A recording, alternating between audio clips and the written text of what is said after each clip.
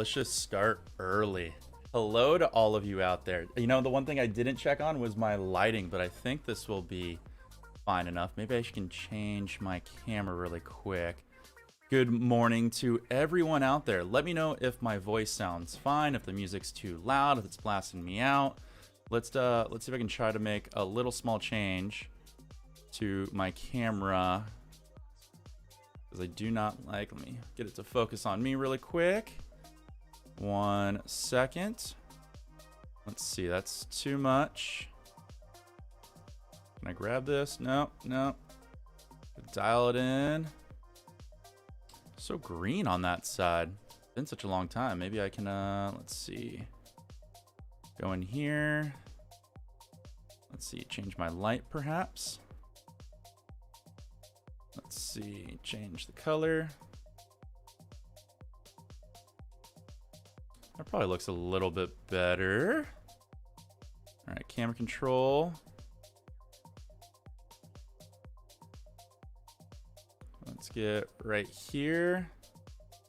Take off low light compensation. Okay. That'll work for right now, I think. Good morning. Hello. Let me say my hellos to everybody over there. I got my coffee in hand and I'm ready to go. Let me say hello to, or good morning at least to me. Good morning to Ethan, Picks and Paints, and David. How are you all doing today? The lighting's okay. It's a little orange. You know, I forgot to take time to adjust lighting and save the settings because I was like so nervous of coming to do this. It's been a long time. I used to stream all the time, believe it or not, and it's nothing new to me. I just haven't done it in like a year. What up, Primal? How you doing there, man? Looking good with that emote. It's just when you haven't streamed in a while, you get a little nervous. You forget where everything is. I forgot about framing, how to do like overlays, which are the graphics that you see over here, and assets down below.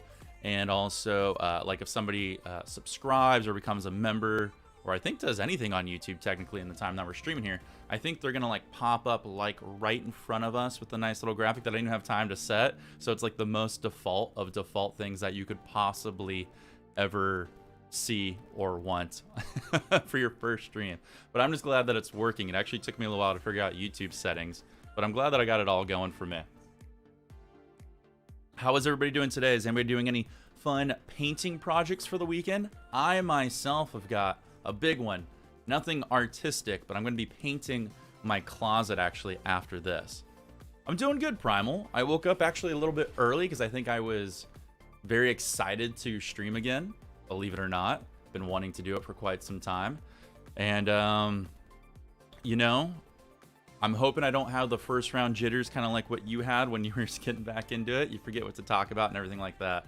But for my project, my closet has all these like slats, if you will, that have degrees of inserts for putting rod across for hanging clothes and shelving.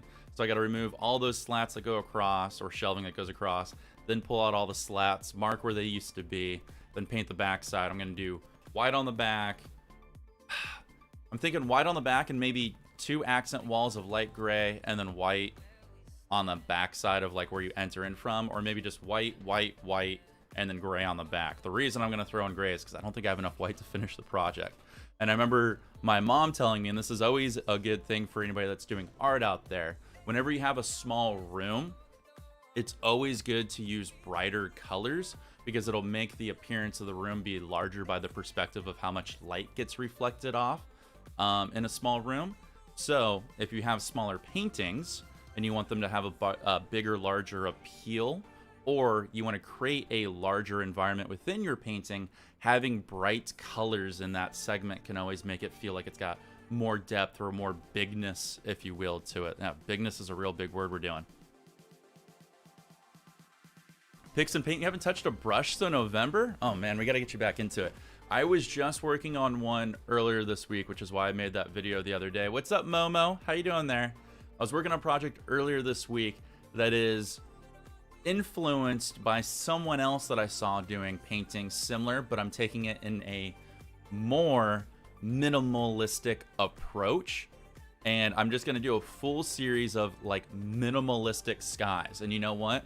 It was one of the easiest, but also most like stress relieving paintings I ever worked on. And I think it looks great. I like the one I just completed, I believe is probably going to make a really good like bathroom painting.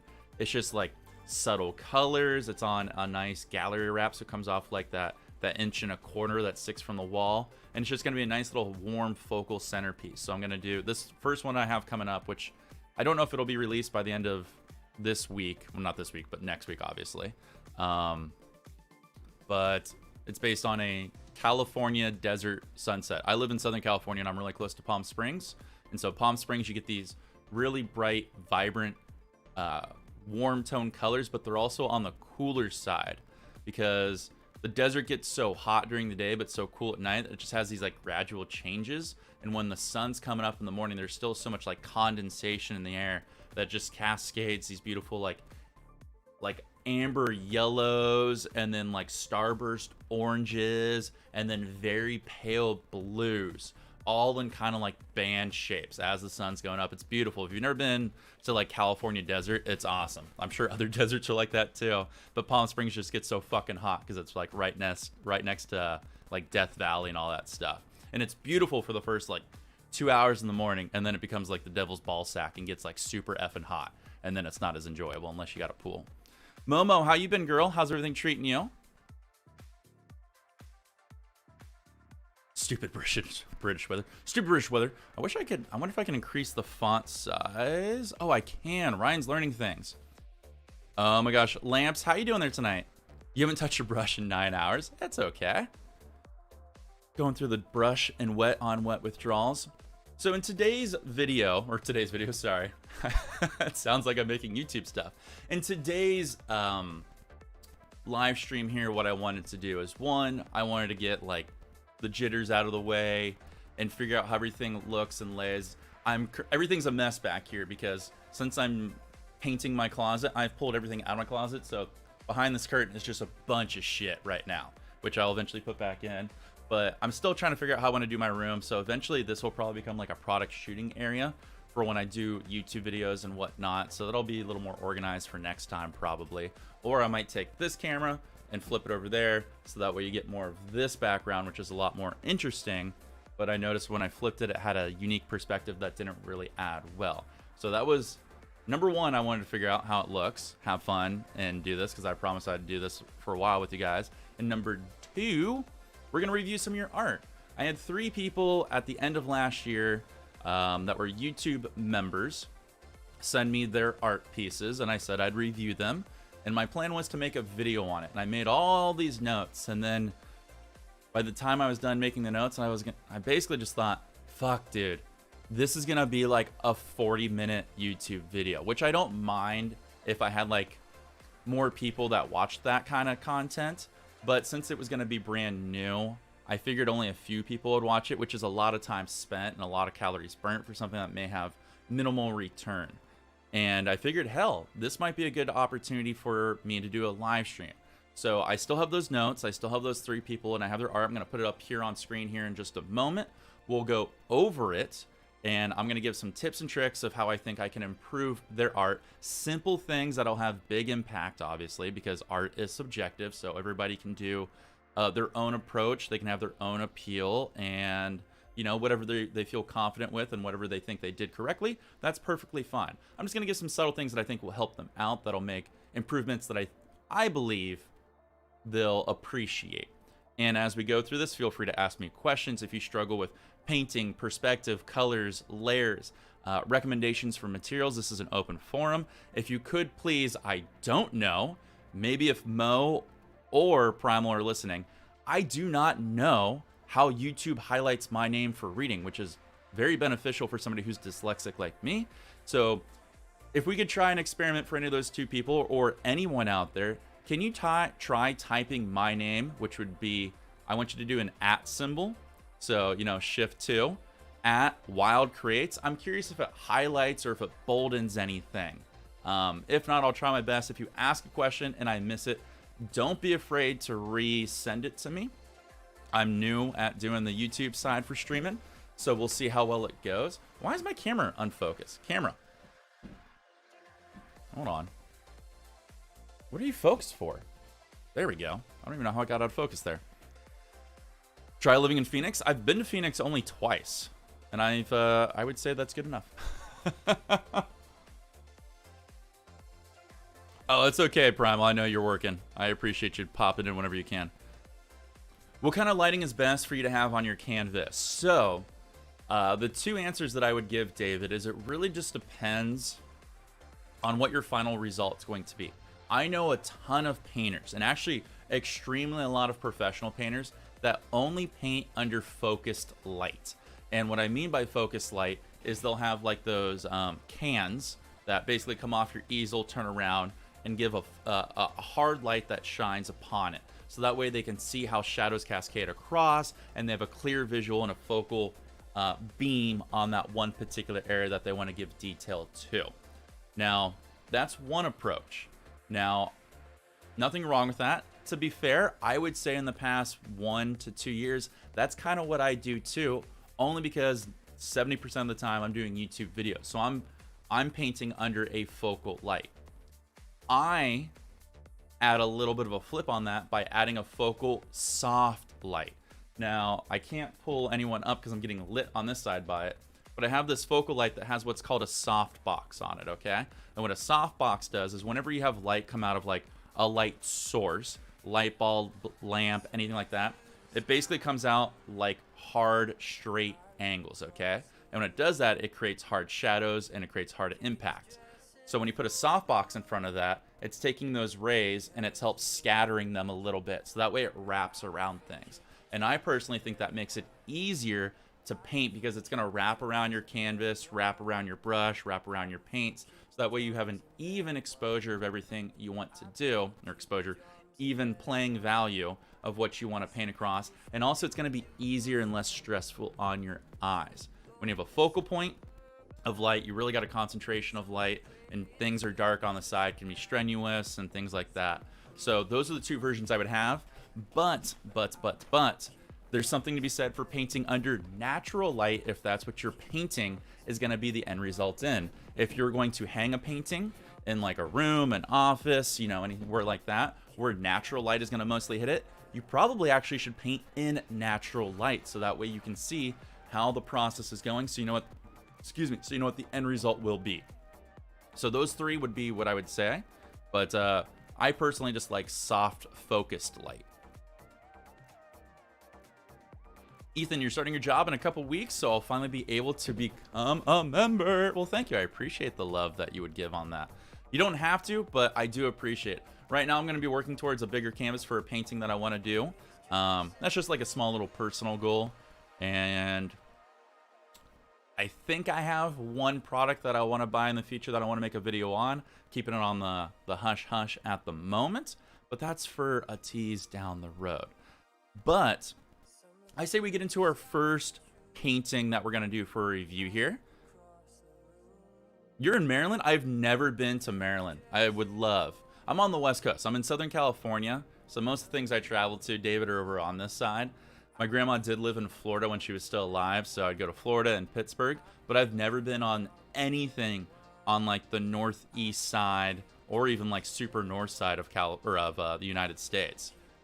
One of these days when I get older, maybe making enough money from painting, I can actually afford to go around to certain spots. Okay, let me pull up one of my art pieces. So give me 1 second here. All right, so the first one, since David's here, is David still here? Yeah, because Picks and Paints, I got David Picks and Paints. Let's start with David Picks and Paints. So let me drop this into Photoshop here because I feel like this might be the easiest way to do it. Now, I don't have my Wacom, which is like a tablet that you can draw on top of and it'll put everything up here. For some reason, I can't find the power cable for it, so that's lame. But let's go over here and pull this up. Let me move my camera a little more that way, so that way I'm standing in here. Okay. So, first of all, thank you for allowing me the opportunity to review your art and put it up on here. I appreciate it so much, and this will be really, really fun. Got my drink of water. I got water and coffee here. I got a really tall coffee, so I'm really hoping I don't have to poop. It's all right. We'll be adults about it. So this is, first of all, let me just say, this is a beautifully done painting. I love it. One of the things that I learned as I was starting to paint and make painting friends was I thought there was only one way of kind of doing things. And as I was doing my beginning painting career, I used to do something that was really cool, and I recommend every new painter out there do this that has painting friends.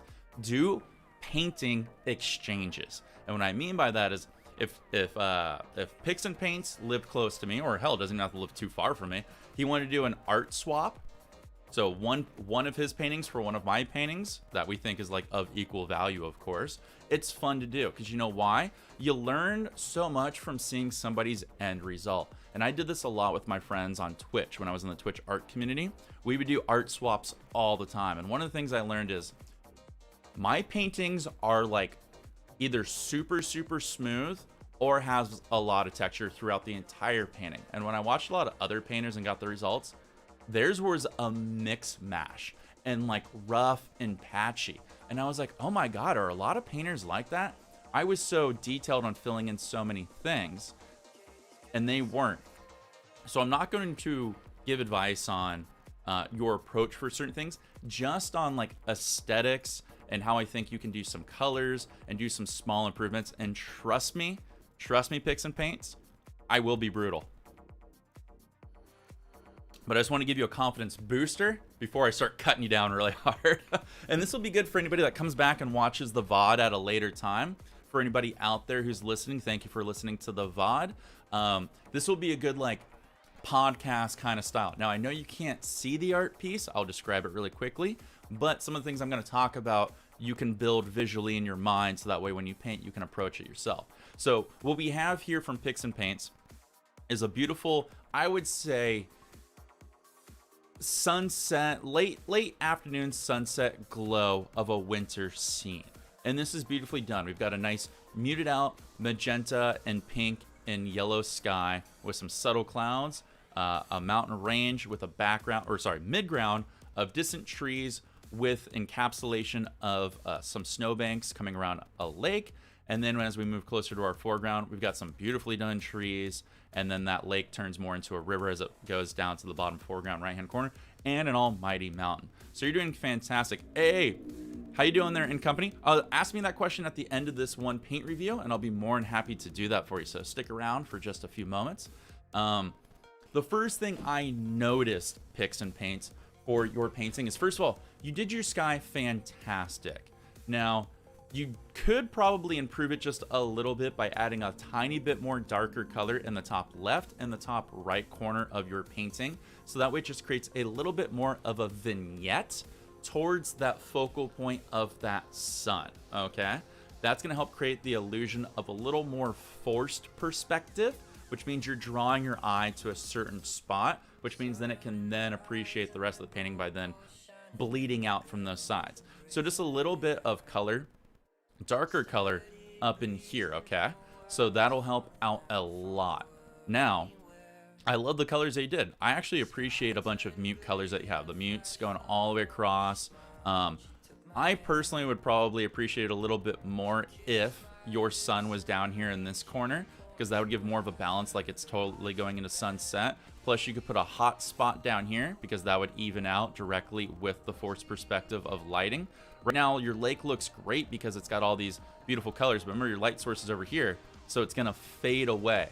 So when you go in and you pull, I don't even know where I look like on my own camera. Hold on, let me pull up my OBS. When you go in and pull your paint down, your strongest paint stroke first from your sun should be under your sun. So that yellow-white mixture that you're pulling from your lake should be like going right here.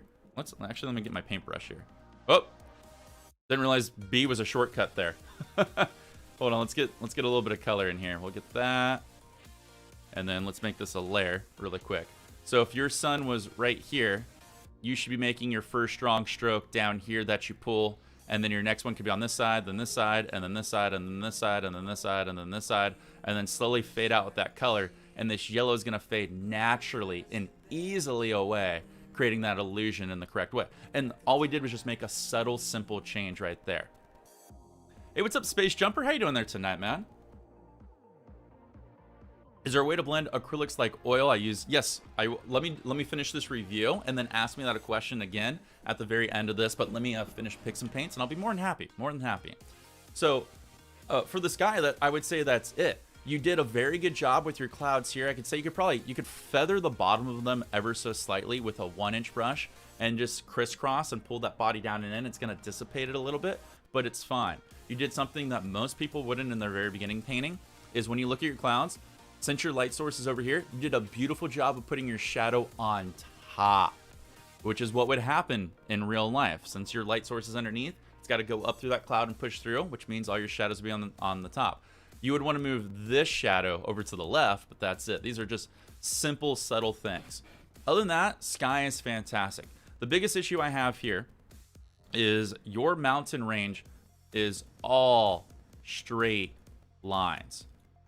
And in one of my videos, I call this tiger claws. It looks like somebody went straight across and took their claws and went just like that. And it's tough because when you're making mountains, your mind goes a little blank and you just think triangles, because we're all taught that when we're kids, that triangles are mountains, little things like this. So what we need to do is add some bumps and some ridges into these. So when you're coming down and you're making mountains, so we're gonna go up, jag, jag, jag, jag, jag, jag, jag, down, up, down, jag, jag, jag, jag, jag, down, and then we could just fade like that. And that's gonna add some more natural characteristics to your mountains, rather than triangle, triangle, triangle. And because you're taking up and you're scraping down and scraping down and scraping down, actually add some shake into your hand. One of the best things I ever did when I went to TwitchCon and I taught people how to paint there in the wet on wet style. TwitchCon's in San Diego, and right close to San Diego is a military base called Camp Pendleton. And there was a guy who was watching me paint, and he was like, hey man, I'm an ex-Marine. He's like, I was in a lot of action, and he's like, I'm injured, and because of my injuries, I shake. He's like, I used to be a gunner. And he's like, I can't, he's like, I've always wanted to paint, but he's like, I have anxiety and I'm nervous because my hand shakes all the time. He's like, I can't stop it. And I go, that's perfect. I was like, we can work with that. Most people are too nervous to even touch the canvas. You can touch the canvas, you can blend. And so when he was doing mountains, his hand was shaking the whole time. And he's like, this isn't gonna work. This isn't gonna work. And I'm like, no. It will work. Trust me, just follow me. Go up, go down, have your hand shake and move around and go up and around. And I was like, okay, now let's shake with the palette knife. And his mountain had so many ridges. Nature doesn't grow in straight lines, so try to not to do that, okay? So the cool thing is when you do make these straight lines, Picks and Paint, if you do have straight lines that go like that, let's just say it was these threes right here, okay, well then add on this side, go up, and then like connect it. So just add this little bump, and then here, go up and connect it. So that way it breaks it up a little bit, you know? It adds a little more characteristics, and it's gonna help a lot too with the snow that you put on. Now, I love the color that you did. This is, surreal. That's the word I was going for. I had to think about it. If you're going to do something that's surreal, what I would probably recommend here is in a video that I did, you could do highlights or reverse highlights, and it's up to you. I personally probably would do the reverse side. So I would take your snow color, which would be pure white at the beginning, and add pure white on your highlight side, because obviously your light source is over here. We've established it. Add your pure white. Then I would take the color that you have here, this salmon color, I guess, technically. I would probably add a little more yellow into it since it's on the same plane going across here. Your orange is above this, your yellow is below it, so this should have more yellow into it. And take just a little bit and streak, just a little bit. So that way you still have white coming through, which is what happens in nature, but you're also going to have that color reflection on top of it. Or you could do the reverse. Just go back and add a little bit of white on top of that, okay? Other than that, I think it's beautiful. And then you need to also add a little bit of white on the other side of your shadow here, because when you add a little bit of white here, it's going to add a little bit of depth. And just add it at the peak points. So take your palette knife with the simplest part, grab it, and pull right here. White, pull right here. White, pull right here, pull right here, pull right. Actually, you could probably pull this and fade it up into there. And that's going to add even more depth into your painting. It's going to give it a little bit of contrast, and it's going to look like that soft sunsetting light is going over that crest of that mountain and wrapping and just hitting these little ridges. That's going to make it look beautiful, okay? but the colors on it, beautiful. Again, it goes very well with muted. But that's all I would give for that. The mountain range and the sky look all really well together. Now, when we get to the foreground here, you've got a big U. Now, this isn't bad because this can't really be a critique, but let me show you something that you could do that adds a little bit of a layer. Now, we can leave this gigantic U here. However, it makes it look like your world is like full circular around because you're adding this like unique shape to it. To even it out, you can keep that U, but when you put your highlights, put a layer of highlights here and a layer of highlights here that obviously will connect in the middle here. But when you come over on this side, you need to leave a little bit of dark space here and then add a layer of highlights that go a little more straighter into this. And the same thing on this side. This one, you don't notice it as much because you got these trees here. But if you just add a slight layer of highlights, muted highlights, just a little bit of white, it's going to pull that into a more centered piece of land. So it doesn't look like it's like your land is all wonky, like it's on a roller coaster, like that. But you did everything beautiful here. The reason I love this so much is because you did not go too thick on your highlights. I would almost say you could even fade these out a little bit more. It's beautiful. Now, when you're doing highlights, again, our light source is here. So all of your highlights have to fade off in this direction and have to fade off in this direction. You started really good. Look, you got strong highlight, strong highlight. Let me remove these things right here for you. You got one strong highlight, and then you got one here. That's fine because that might be a bigger, stronger bush. But then as it goes this way, it should fade off a little bit. And you kind of do a little bit, but I would say even exaggerate a little bit more. And it's okay you have these strong ones here because this is like a bush that's in front of these. What I always like to do when I'm making my highlights, kind of the same thing like I did with the lake pics, is like load up your brush and then just like start building your layers and just go this way because eventually your paint will start running out the further and further away you move from your light source. So it's naturally going to fade, and it's kind of like a cheating idea. So it helps out a ton. And you can do the same thing obviously this way, but since your trees are here, you don't have to put as much paint because it's going to be harder to stick on top. So good. I love it. You're struggling with leaf trees. It's tough. It's tough. When we get here, I'll tell you what I do. First of all, these trees are fucking fantastic. I am actually saying I can't paint these good trees. These are really, really good. I adore your snowbanks. Hey, what's up, Kimberly? Welcome, welcome, welcome. How you doing there? So I love these snowbanks. First of all, look at this beautiful shadow under here. Beautiful shadow, beautiful shadow, beautiful shadow, beautiful shadow, beautiful shadow that comes in to the light source here. These are awesome. This is fantastic. You did a great job here, and I love the texture. What I would probably improve just a tiny bit, since this is mid-ground here, right where these shadow points are, I would take your fan brush or a angle shader, something that you feel comfortable with, and in the shadow area, I would just slightly feather, because what that's going to do is it's going to take, you have texture in the background, which I personally love, but since we have this beautiful texture up here, you actually lose the appeal because your eye's getting drawn here on texture. And we don't want that just yet. We want it to be pulled a little more to the foreground. So I would just feather that out a little bit, and then you can leave the texture on the ridge line here because it looks like erosion's being eaten away from that lake. And it's going to look beautiful, like the snow got to the river bank, the lake bank, and it started melting, creating all these jags, and it's going to add that more natural look. But the snow you did here is so fucking fantastic. I think it's beautiful. This tree could probably use just a little more highlights, but on that it's fine. Now, the coup de grace. These trees are beautiful, all right? I almost have nothing to say. I love what you did. You build a beautiful narrow Z shape in here, going all the way up and down, all the way up and down. The only critique I could probably give is, depending on if you want this tree here to be in front of this tree or vice versa, you probably have to build a little more highlight on this side. Not much, but just enough to collect it. Or you have to build a little more highlight in front of, or a little more highlight in front of this if this tree is going to be in front of that. Just to clarify it so it's not one big mash of treeness. But these are beautiful. Now remember, when you're doing highlights, depending on how you want your trees to be, you should put a little more highlight on top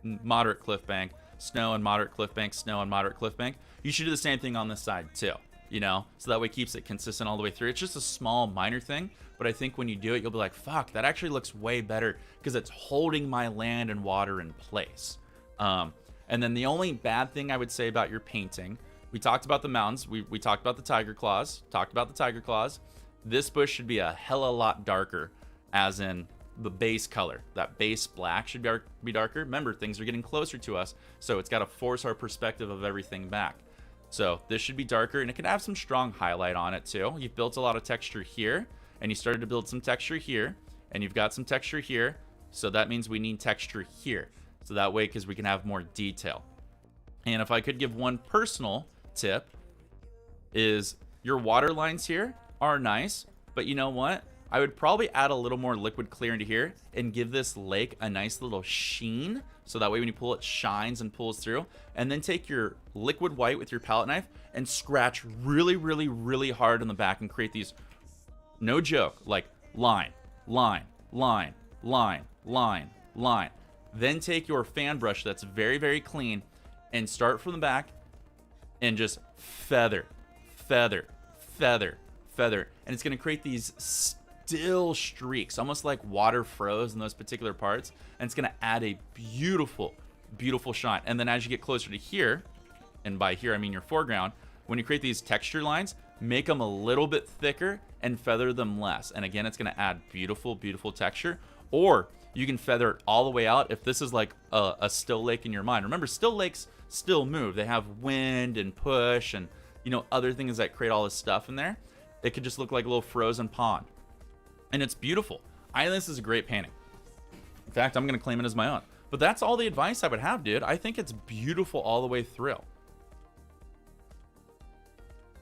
Hey, welcome back, Primal. Wasn't the same without you. Is magic white on a canvas necessary? No. Magic white is technically what would be called a wash. Whenever you put a full toning of paint down that's wet, that's considered a wash. Most washes are made out of thinner though, because you're grounding your canvas, and grounding your canvas gives you a different color to paint on top of, because colors react differently when it's got a base color to it. You can say the same thing about white. Now, is it necessary? No. For wet on wet painting, it is recommended because you're going to create beautiful gradients. But most painting out there, you paint layers on top of other layers and you just blend them in a little bit differently. But when you want to create like Pix Paints did here, when you want to create beautiful gradients about this magenta to the nice starburst orange to the yellow, that makes it so easy to do on your canvas when it's got that wet base coat. So you can do what I actually do is I'll do like sectional bases. Now I'll do like one entire coating across my canvas, but it'll be very, very light, and I mean like sparse white or sparse patchy liquid white. And then when I do my canvas, I'll put like a little more up here, but then I'll leave this section here a little more dry because I would like to have a little more toothing, which are like those pits in your canvas for when you take your palette knife across. So that way when you make your mountains and then come across, it grabs. And then I would put like a little more liquid white here, and then I would leave this section dry, and then this section will dry. And that's kind of how I cheat a lot of times on my YouTube videos, is it's not a full wet on wet. I mean, like 75% of it is, but the rest is somewhat a little drier. That just makes it easier for me. Or if I need a drier spot, I'll take those blue towels and I'll rub a spot off.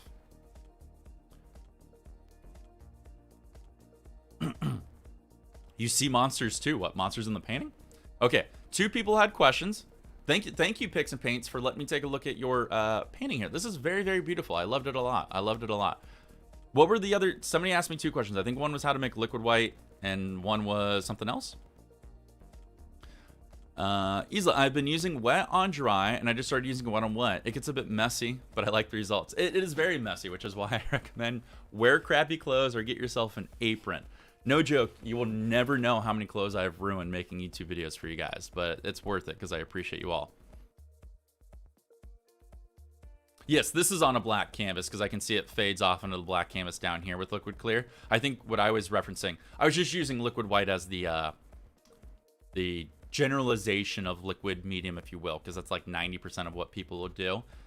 Whatever liquid medium you're using, put here. The liquid clear here would be a little more, it looks a little patchy with where it is. I just think a little bit more, just a tiny bit, trust me, it goes far, it would help out a ton.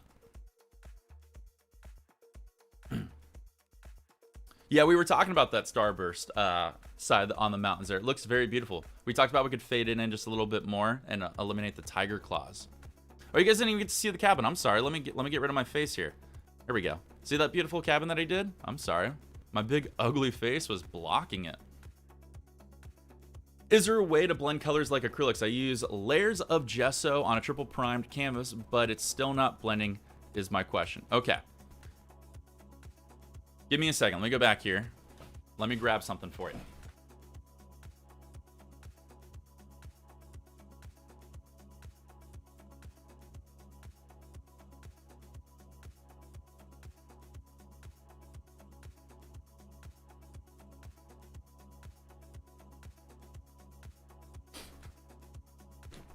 Okay. Space jumper. First, let me get a little bit of water here. If you want to do wet-on-wet painting with acrylics, what you really need to get is golden open acrylics, okay?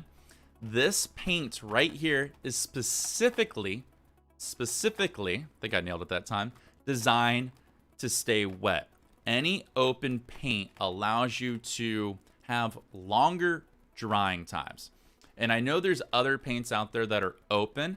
However, this is the most affordable one I've been able to find, okay? So, this is their basic pack here. It comes with, oh, it doesn't tell me exactly what colors.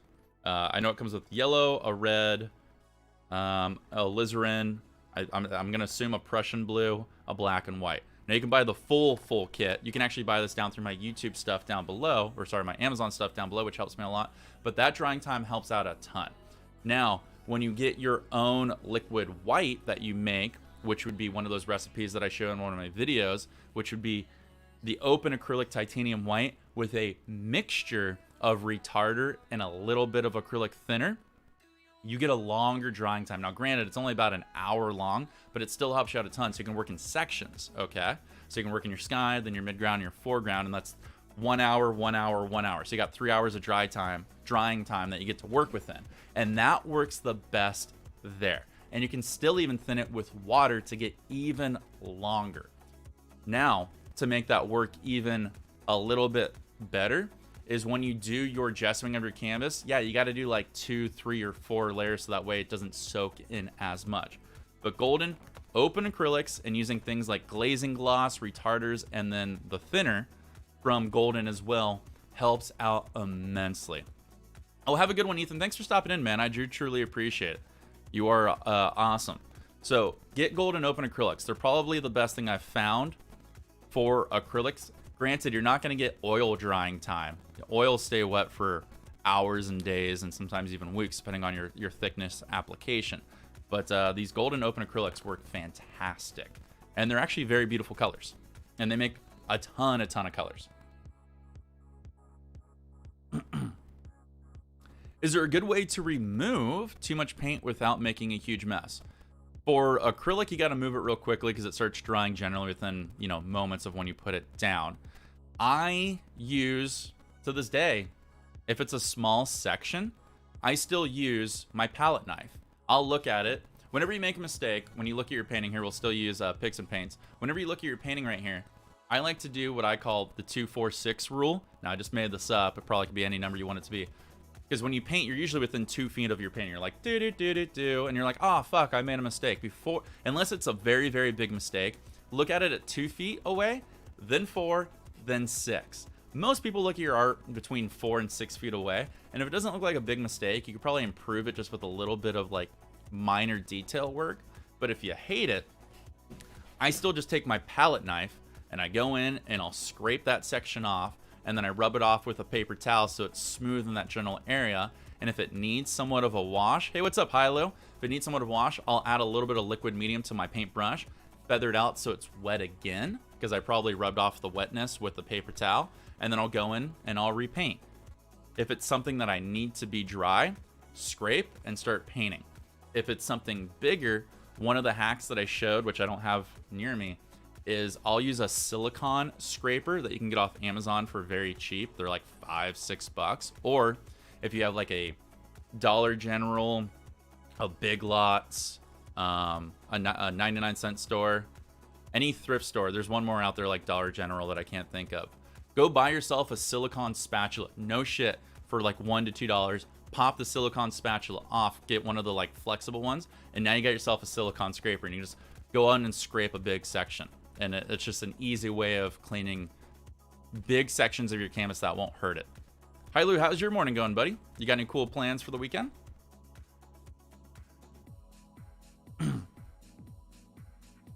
How do you stop brushes from shedding? So frustrating with having my clouds turn in only to find a brush of hair on it. Yeah, I have a combo of expensive and cheap ones. Hey, that sounds like my dating life. Okay, so here's what you want to do. And I should make a video on this because this pisses me off too, Kimberly. I just bought a brand new mop brush. If you don't know what a mop brush is, it almost kind of looks like a makeup brush for when you do makeup under your eyes and on your cheeks. You know, like one of those big puffy paint brushes. And I bought one for painting. So one of the things I've been trying to learn is how to paint figures, more specifically like nude figures, because I want to learn how to get like light cascading across. And I love using a mop brush for certain things like body, breasts, thighs, because it's got that thickness that you can then like cascade down into like a thinner point when you pull it. And so I bought this, I shit you not, $20 mop brush, which is inexpensive for a paintbrush, but it had all these great reviews on it.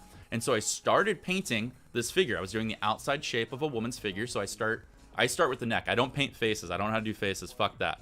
Faces and hands are hard, so screw that. I go down, and I'll show this.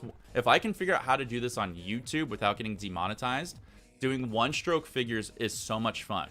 So I'll take Van Dyke Brown. Or, sorry, I don't know why I'm looking at you guys on this side. There we go. I'll take Van Dyke Brown and white, and I'll pull my paintbrush down so I got two colors on two sides.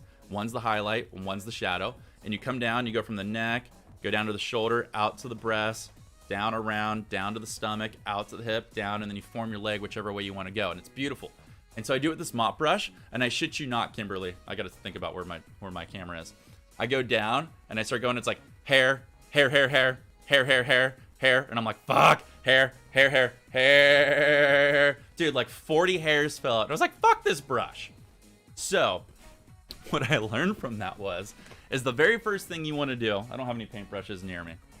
I could get up, but we don't need to. I'm lazy. Is take your paintbrush, okay? Say it's a 2-inch brush, nice thick bristles on it. Is take that brush, and I want you to take that ferrule, which is that middle clamp piece. Make sure it's pressed down, it's not shaking, it's not loose. You can actually take a plier and crimp it a little bit more across if it feels loose. Don't do it if you don't need to, but what's underneath that ferrule is only glue and the staples and or rivets holding it together. So you want to make sure it's strong and connected, okay? Feels strong, feels connected. After you squeeze it a little bit closer, take that brush and beat the shit out of it. All those bristles just start beating against like a wall, a table, your beater rack, whatever you need to, and get loose all of those all those hairs that may be brittle or maybe not fully going up into the ferrule or touching that glue, and just beat it. Just beat the crap out of it. And what's going to happen is you're going to see all those loose hairs before you start going away. Then when you're done, hold the brush up to your face and take your fingers and slowly start pinching from the base. This is going to be very sexual here. Very sexual. You're going to start doing this. You're going to take your fingers and start pressing and pulling up just lightly, and just getting all the other loose hairs that might be broken or fallen out of that ferrule, and that's it. And then go back and beat it one more time, and that'll clean up a lot of the stuff. Now, hairs are always going to break. Now, before you use your paintbrush for the first time, I would actually recommend conditioning it. That paintbrush, more or less, has probably been sitting in a hot fucking warehouse, sitting on the shelf, probably properly not placed in the right conditions. So some of those hairs are going to be brittle. So which is why you want to beat it out, condition it, so that way you can nourish the hairs, and then it's going to be ready to use. And when you do that, trust me, you're going to have a better brush for when you paint. Now, just to let you know, you're always going to have broken hairs. You're always going to have broken hairs. They just sometimes happen, but this will minimize it, okay? You had a big problem when you removed paint since I accidentally mixed the background color with other colors. That's fine. So that's what I'm saying. Do a wash. scrape, clean, wash, and then you can start painting on top, and you'll be have an easier time blending your colors. You're cutting sourdough right now for tomorrow? Nice. Oh, God, I miss having bread. I haven't had bread in a long time. I actually had like a Subway sandwich the other day, and that was like my first bread in a while. Yeah, the golden acrylics, they're expensive, but they're the most cheap open acrylics I've been able to find. Yeah, it's just tough.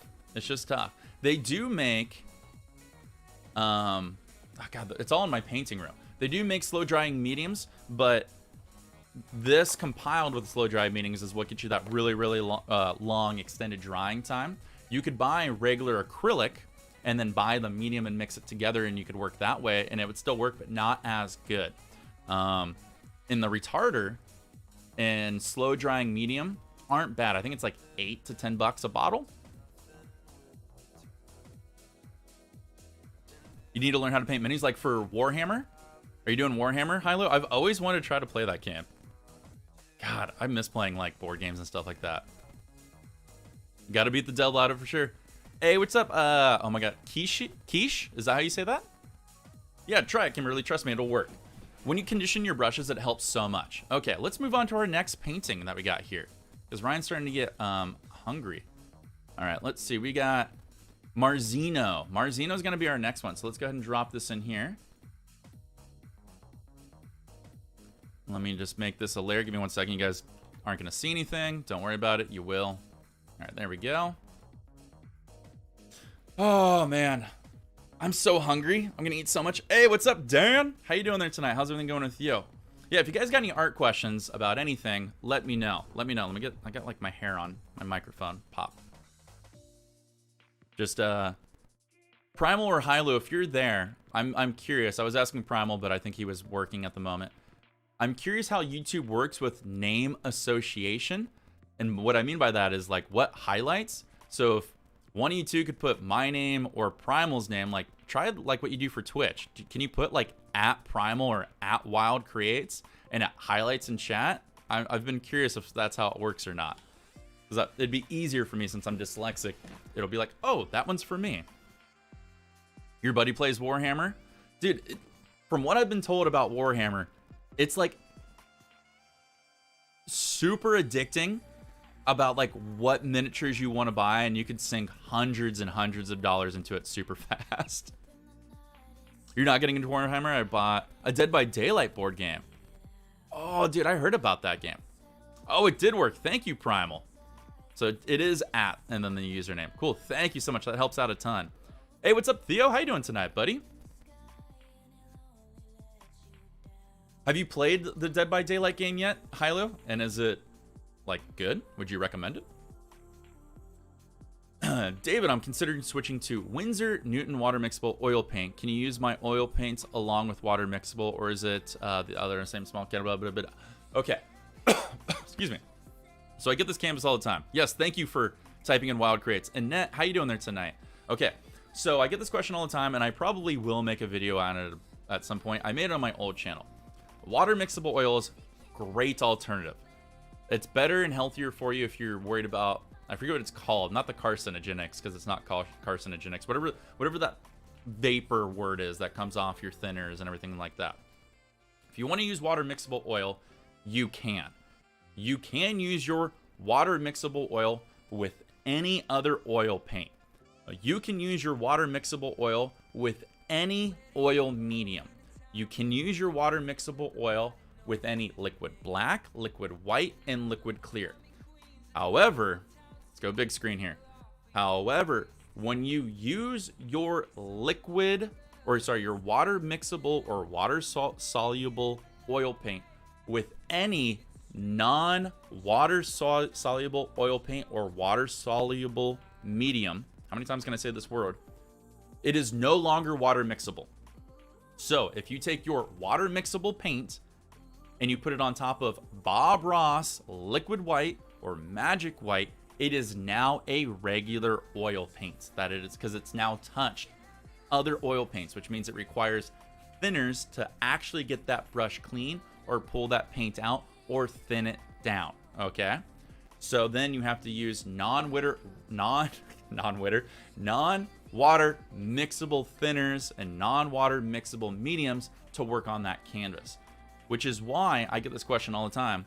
People say, do I have to use water soluble mediums for your liquid white recipe? And I say, no, it's another option. So you have to build a water soluble magic or liquid white to use with water soluble oil paint. So that way you can keep it water soluble all the way through, okay? VOC, thank you. I knew somebody would get it out there. It's so nice having a smart community. So that's the only thing you have to know. You can use water soluble and water mixable paints all you want, but you have all the mediums and thinners you're going to use and all the other paints that you're going to put with it or on top of it or underneath it also have to be water soluble or water mixable. I get too many times people are like, oh, I'm going to use water mixable paint, but I'm going to use Bob Ross liquid white. I'm sorry, it doesn't work that way. Yeah, you can tag people in chat. So if you want to talk to, Primal or anyone, just put the @ and then their username, so that way they'll know the message is for them. Like if you want to talk to somebody and say like, hey, that painting you did is beautiful, blah blah blah, and it could be at the front, it could be anywhere in the chat. It doesn't have to be at the front. It could be in the middle or the end. I'm really scared of painting with my oil colors because they're so expensive and I don't want to waste them in the beginning.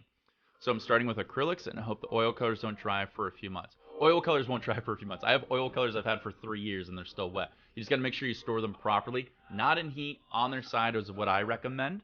You can store them upside down. You just got to make sure you need the tube. But heat is what kills, and make sure that they're airtight. Man, it's really sad because in Albania, we have really limited art supplies. I had to buy stuff from Amazon. I had to pay a $13 fee for $10. Oh, man, it is tough. I don't know if you can do this in your country, but what you can do here in America is if there is an art store in your location, you can walk into that art store, talk to like the manager or somebody who works there and go, hey, I'm looking for this. Can you like acquire this type of material? Because they want to make a sale and be like, hey, I want to buy this type of oil paints. Now they'll probably be like, oh, you have to buy $50 worth, but it could still be worth it. But you'd be surprised. That happens all the time. And because they don't know what's going to sell unless you go in there and tell them. The board game isn't out yet. It's in the final stages. By chance, was it that one that was like on Kickstarter or that Castle Mania like website? Because I remember that board game sounding familiar. You paint acrylics because you don't really afford oils. Having a creative outlet ain't cheap. It's like having a girlfriend. It's not cheap. So do whatever you think is going to work best for you. If you want to work in oils, you can always go smaller. You can do smaller canvases, save some like materials because you don't have to have as much paint to spread across. But yeah, oil paint is expensive. The cheapest Bob Ross kit that I built was still like $500. It's very expensive. I'm not going to lie.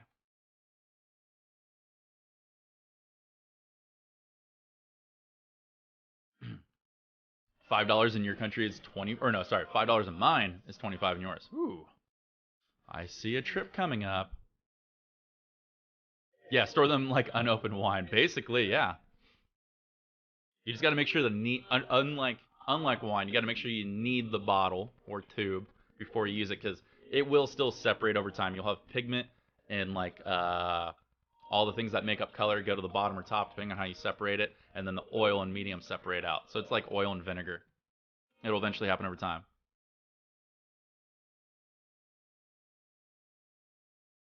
I like water mixable paints. I have a full kit. I built a full kit for water mixable painting, and I love it a lot. Do oil paints have an expiration? No and yes. It's a very difficult question to answer. Depending on what materials went into the paint, it can lose its viscosity and luster over time. So it won't be as like a sharp color because the chemicals or the pigments or the binding materials that went into it can dull out the paint. But if you, like let's say you found a Bob Ross oil kit in your grandfather's or grandmother's barn that was kept in an airtight, cool place, even though that was 30, 40 years ago, that paint's still good.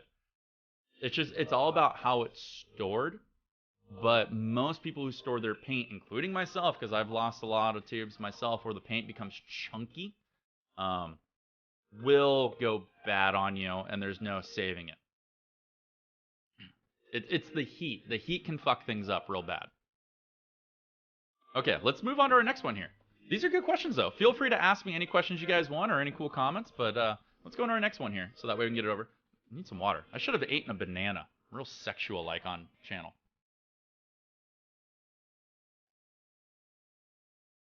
You tried oils when you were younger, but I thought liquid white is something optional. We kind of talked about this. It's optional to an extent if you want to do traditional versus like wet on wet. I do like a combination of both, or it depends on the mood that I'm in, or whatever is needed for the sake of the element of the painting. I like Jerry's Artorama a lot. You know, if you haven't had a chance yet, David, Jerry's Artorama on YouTube is a great source for information. I can't think of the guy's name. I want to say his name is Jim, which I think is Jerry's son. Very good, very charismatic guy, and they do a lot of helpful videos. They do a lot of creative videos for things that you probably wouldn't be interested in, like how to do like sponge painting. They do a lot of like craft works for people because they cover so many things. But they do a lot of art tip videos and art struggle videos, like how to maintain your brushes, how to clean up your easel, how to assemble an easel, how to store canvases, how to fix warped canvases. They do a lot of great things. A lot of great things that I think a lot of people would appreciate or probably aren't used to yet. Okay. Let's get into... If I can click on things, this would be nice. Okay, let's get back. I gotta get back to my notes and my stuff. Is wet on wet superior to wet on dry? No, it's another set and approach and technique for painting. There's no one right way to do something. Okay, let's go into our painting. What scene am I on? Let me make sure I'm on. Good, I'm on the right scene.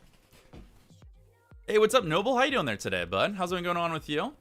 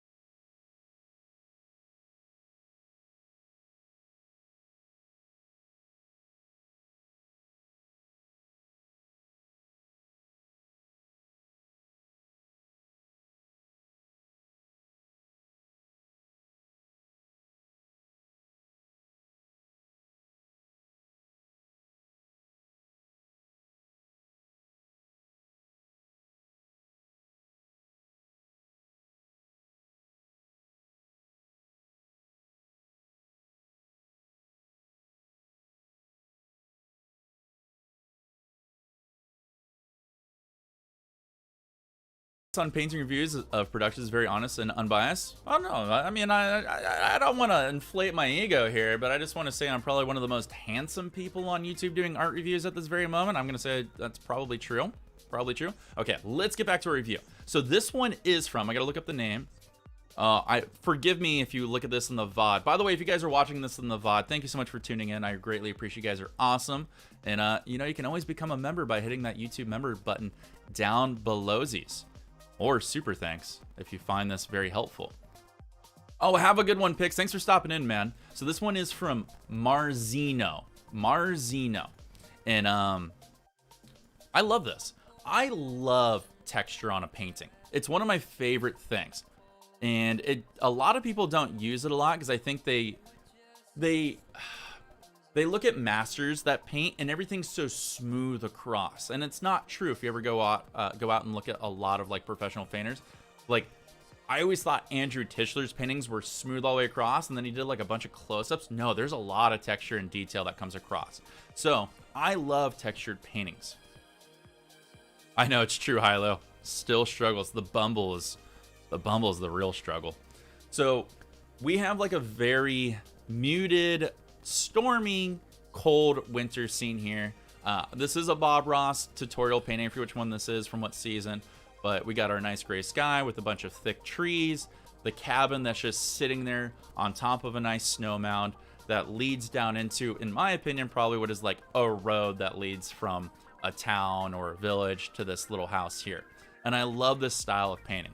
So the cool thing I'm going to start off with here is I love the density and I love the change of flow in the sky. It's just stormy. It's got action. It's got motion. The only thing I would probably change is I would leave a little bit more white going across here. Oh, let me duplicate this layer and then add. So as we go across here, I would probably make this whole section a little bit lighter in white. So I would start with my darker gray and then pull that gradient going down this direction. And the reason I would do that is it's going to add more separation between your trees and then your mid-ground layer here. So start with your gray and like swirl down. Start with the gray, swirl down, start with the gray and swirl down. And then we can blend this all in and pull it naturally down. So you're going to have your darker grays go to lighter grays. And that's going to allow you to create more depth and also make it easier, because I can tell you have a lot of thick mud mixing here, Mar, is you're not gonna have as many colors and thick layers to stick on top of. Okay, now if you're gonna make these twigs that you have, it's probably hard for you guys to see, he's got these long distant twigs sticking up here that don't look too good. They look a little patchy. So what I'd recommend, hey Sarah, how you doing tonight? What I'd recommend is when you do your gray here, work it off, dude. Work it off. Take a clean 2-inch brush, beat the shit out of that 2-inch brush so it's got nothing on it, and just work that paint in. Left, right, left, right, left, right, left, right. Work it in hard. So that way there is a very thin layer of paint behind here. Very, very thin. And as we just mentioned, now that you got this non-extra coating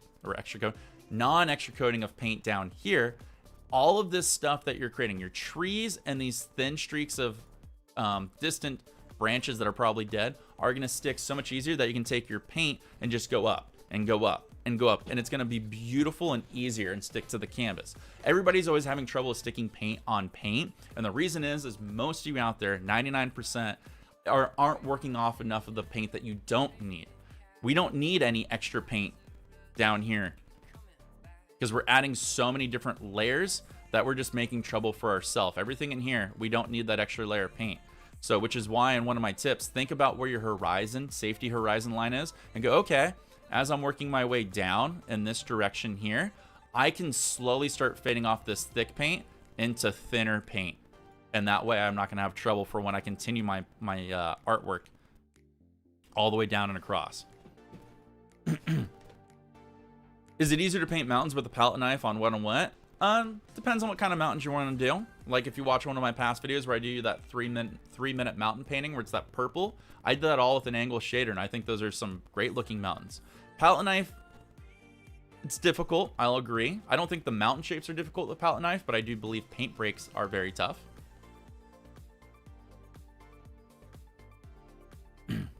You love the contrast and the bare trees. I do too.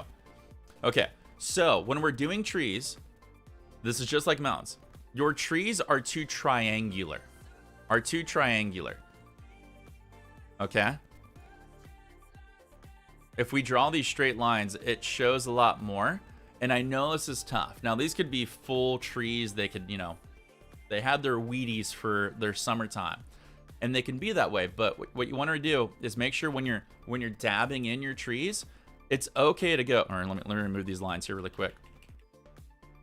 We're going to use this tree right here as an example, okay? When you go down, it's okay to zag, zag, zag, and then add some gappage, you know? That was probably too big right there. But you can just dab all the way out. And then if you don't like it, we can add a second layer. Going across. This is hard to do with the mouse, by the way. And then you can add a third, and then you can just work on this side here. So that way there's a little bit more angles and a little more characteristic to it as you go across. So that way it actually looks more natural. When you just you're trying to fill in this tree so much that it's just blobs and blobs and blobs. Remember, you're gonna see through some trees, and then some parts are gonna be bare. It's okay, you don't have to fill in a tree completely. So I would say, learn your dabs and be a little more sparing with your color on there, because you don't have to fill it in completely. Is it a good idea to have a few 2-inch brushes? Yeah. Generally, when I paint anything noble, I generally have a 1-inch and a 2-inch brush and a fan brush. I have a pair of those. So 2 2s, 2 1s, and 2 fans.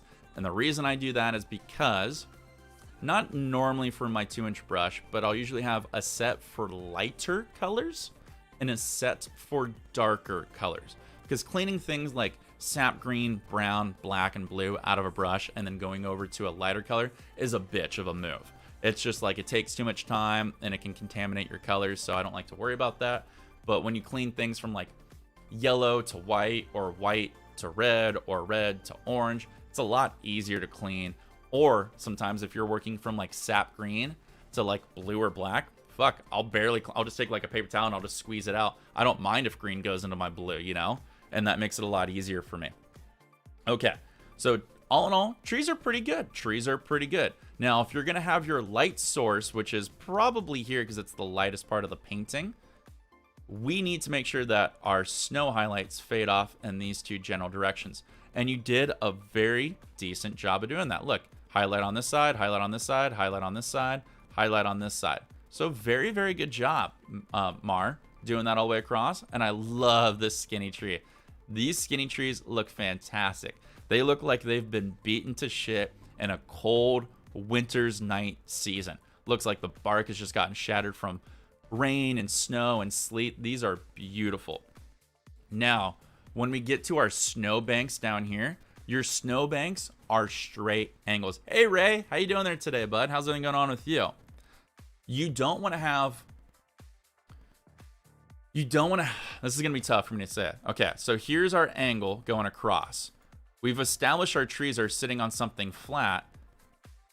So this angle doesn't work, okay? You need to make your snowbank fall down and in, because that's going to add to the natural perspective of this land here, okay? So take these, when you take your brush, take like an angled shader or even a 1-inch brush. Do it with some thinner paint and just create some visual lines. So take it and just go, okay, we're going across, down, and then maybe sloop. Go down, across, and maybe sloop. Down, across, and maybe sloop. And do that with very thin. And then we can go back with our palette knife with some thicker paint. And then we can add these beautiful lines in here with some thick highlights and then fade them in. And now we've created more of a natural land for our trees to sit on. We've also created that valley that's cutting down into this road or walkway, okay? Then we can take our Van Dyke brown or black and then just slowly go in here with a fan brush or whatever brush you want and carve that in, okay? Your lines are too straight for the environment of what you've created, okay? You've done a little bit of a better job over here because you can see there's a slight, whoops, that was a horrible line. You can see there's like a slight bend going down, which is what would happen in nature. You can't have just a straight line and then just go bunk and then bunk and then bunk. It doesn't add to the natural look of the painting, okay? You're working with a couple guys right now that are getting into Elden Ring? Hell yeah, dude. Tell them how to beat the Tree Sentinel, since you're so good at it. Okay. I do love all of the texture you have here. What I would probably do if I was Mar, and I can't remember if this if this painting had or not, is for my base coat, I would take a phthalo blue and maybe a little bit of black. And I would just sparsely put in different spots phthalo blue and black, so that way it looks like there's an undertone of color hitting here. So that way when you put white on top of it, it's going to shine through those undertones of colors, adding depth. Okay? Because what that's going to do is it's going to look like there's shadow mounds and highlight mounds naturally in your snow when you break these paint breaks across. Like you can see there's a little bit of blue back here, but then we just get straight black and gray up here. We lost that appeal. You can get some great appeal up here by adding a little blue and fading it down. And a perfect spot for an example for this would be right here, okay? Right here, we need to add shadow. We've obviously created another mound or plane right here, and we've created another mound or plane right here. Down here should be a little blue, and like right here should be a little blue, and right here should be a little blue, and right here should be a little blue. And this is going to create depth because we're pushing things back. We're creating shadows. We're creating points of dark contrast. It's going to make it look like it has different parts to it. So if we added that, you're really adding to the effect of pushing things back. Since everything's one color, look, we got light gray here, light gray here, light gray here, light gray here, light gray here. If we took this whole entire painting and made it gray, okay, look how it's the same thing. There is let me get rid of my ugly face here. There's very little contrast between the painting. This color here is the same as this color here, which is almost the same as this color here, which is almost the same as this color here, which is almost the same as this color here. We need to create more contrast focal points. You should be making your painting darker in this corner, darker in this corner, darker in this corner, darker in this corner, so that way your focal point gets directed here, okay? So you need to think about that when you're creating these shading tones. And that's going to help out a ton. Now, let's get to, obviously, the big daddy here, which is this cabin. And no shit, this is a fantastic cabin. I am actually jealous. However you made these beautiful straight lines. Looks like you pulled out a ruler, dude. Look at that. Look at that. This is beautiful for a cabin. This thing is perfect that you have here, okay? The only thing I would add is, since you have this brown color on your cabin, you need to add a little brown into your snow. Light would hit it and reflect down ever so slightly. So take a fan brush and just pull this color down a little bit. You did it over here, which looks great, but do it on this side. And then I would probably make your door a little darker so it just stands out. But this overall, dude, this is really, really good. I think you just got to think about how you're going to add depth in a limited palette painting. And when you add depth in a little limited palette painting, the only word you need to be concerned about is contrast. Contrast is what's going to add depth. Think about adding darker spots next to brighter spots, or a little bit of that blue in the snow, so it adds a little bit of depth. And you did a beautiful job on everything else. These trees right here, these trees are fantastical. Fantastical. I love this. Even though like some of them are like straight lines with the palette knife, dude, love it. Love it. I would just say you need a little bit of work on your trees. Obviously, I think you knew that because look how much mud mixing is going on here. And just shaping your land a little bit with the palette knife. Don't be afraid to fade things in with the 1-inch brush or a fan brush that's both dry, and fade in certain parts, because when you fade in parts, it's pushing it back a little bit. Then you put a little texture on top of it, and now you've got these different layers working against each other. It's gonna be great. How did everyone send their artwork? They sent it to me in a DM, or if you want, you could paste a link in the chat, Kimberly, and I can grab it, like an Imager link or a Reddit link if you want. I'll be more than happy to grab it. But you can send it to me on my Twitter or Instagram in a DM, and I can grab it and click it off and pull it up in here. But Mard, this is great, dude. I think you just got some simple things. Creating the depth. Really, really helps. And I think when you look, you can't do this obviously in real life, but when you look at everything in black and white, it really, really helps you figure out like, oh my God, my painting's flat. You're like, this gray is the same as this gray. This should be darker, or this should be darker. So that way it pushes things back or pulls things forward and really works with my eye, you know? That's something that's really going to help you out.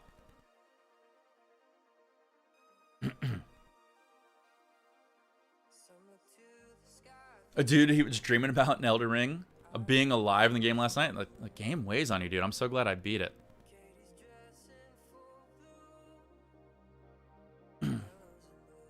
Is it better to wipe off paint from the brush on a paper towel and continue using it with another paint color and paint, or better to clean the brush? So it really depends, David, on what colors you're going to be mixing with it. For instance, I used to always clean my brush between every color and every asset and every element in the painting. And then I learned that was a bunch of wasted time and wasted paint. And wasted money because you're wasting material. So if I was going to paint something, for instance, a tree, a happy little tree, or in my case, a shitty tree, because that's how most of them turn out. Oh, have a good one, Primal. Thanks for stopping in here, man. I do appreciate it. I would paint my tree, let's just say with sap green and a little bit of phthalo blue, so that way it's a little bit darker, or Prussian blue, okay? Let's just say I zigzag my tree in. Now I want to put a highlight. I'm going to take that brush, and I'm just going to probably, on my palette, wipe off as much paint as possible from that brush, or take a paper towel and just squeeze a little bit of paint out, because I don't need as much green. But then take my yellow and go into that. That green is going to mute that yellow down a lot, but it's going to give it more of a natural highlight color. And it's going to be a little bit marbly. So now when I go on top of my tree, it's going to have this natural gradient transition between that sap blue to this yellow green that looks like it just hit ever so slightly, creating all these different needles and colors and contrast. So for something like that, I wouldn't have to clean off.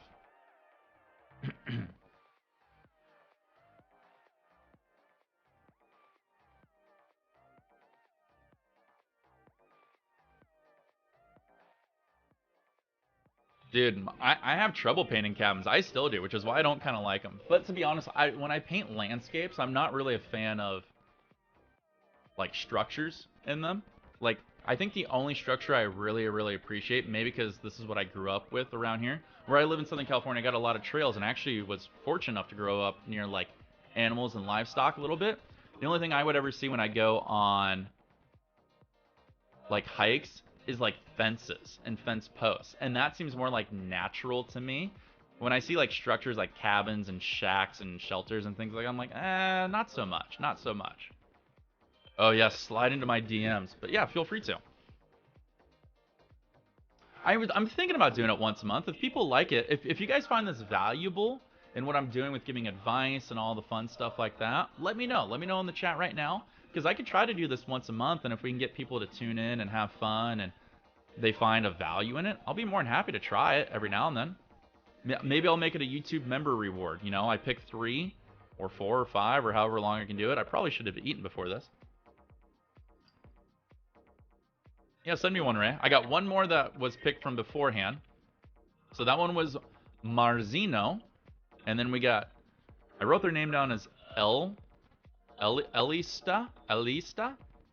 and I forgot which one I picked for this. Hold on, let me look at the paintings. Shoot. I think it was this one. Let me pull it up here really quick.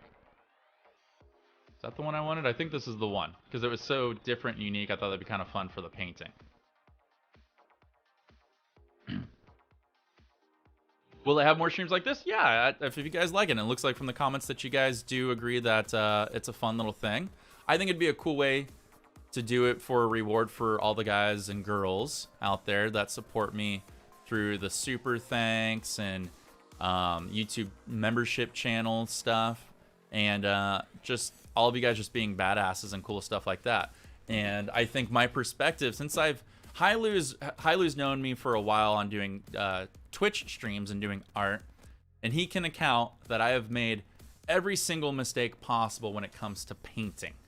So I know what I'm talking about and how I can help you. Now, if you make a fantastic painting, I can only give you opinionated things or just some small details that you may not see.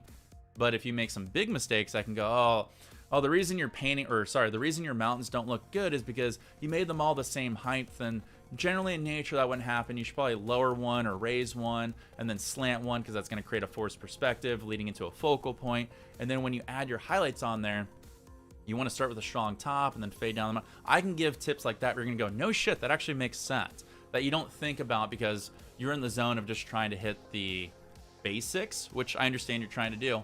But if I can give you a subtle improvement on that basic and you go, oh, okay, Ryan told me next time I make mountains, don't make them the same height. So what I'm going to do is I'm going to make this one high and this one low. So that way I can fade this one down in here and then put a peak and then fade this one down here. And then you stand back and you look at it and you go, oh shit, that looks so much better. And then it clicks. And it took me dozens and dozens and dozens of paintings to realize, you know, to do things like that. And when you do it, you go, oh my God, my painting looks so much better.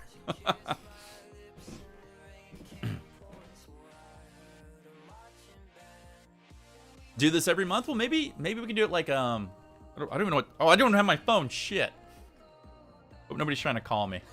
It's all right. You guys are important right now. Maybe we do it like at the end of the month or the first of the month, something like that. I normally release a video every Saturday, but I figured this is my video, so this would be cool.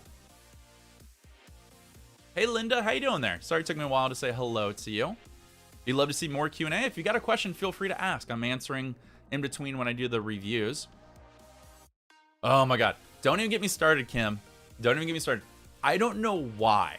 I don't know if it's the California side in me. I do not know how to say the word foliage. When I see it, my mind goes to F-O-I-L. Foliage. I don't know why. It could be the dyslexia in me. I flipped the words. But my buddy was like, when he was out here, he's like, it's foliage, it's foliage, it's foliage. And I like every time I'd hit like start on the camera, like, hey, today we're going to talk about foliage. And he was like, no, foliage. And I'm just like, fuck. I don't know what it is with that word. My brain just goes right when I have to say it.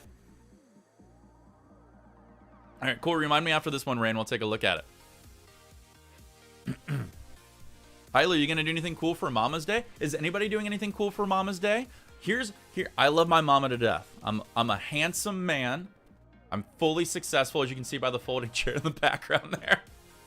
Nothing says success like an old 70s folding chair. That's right, I collect them. I don't know why.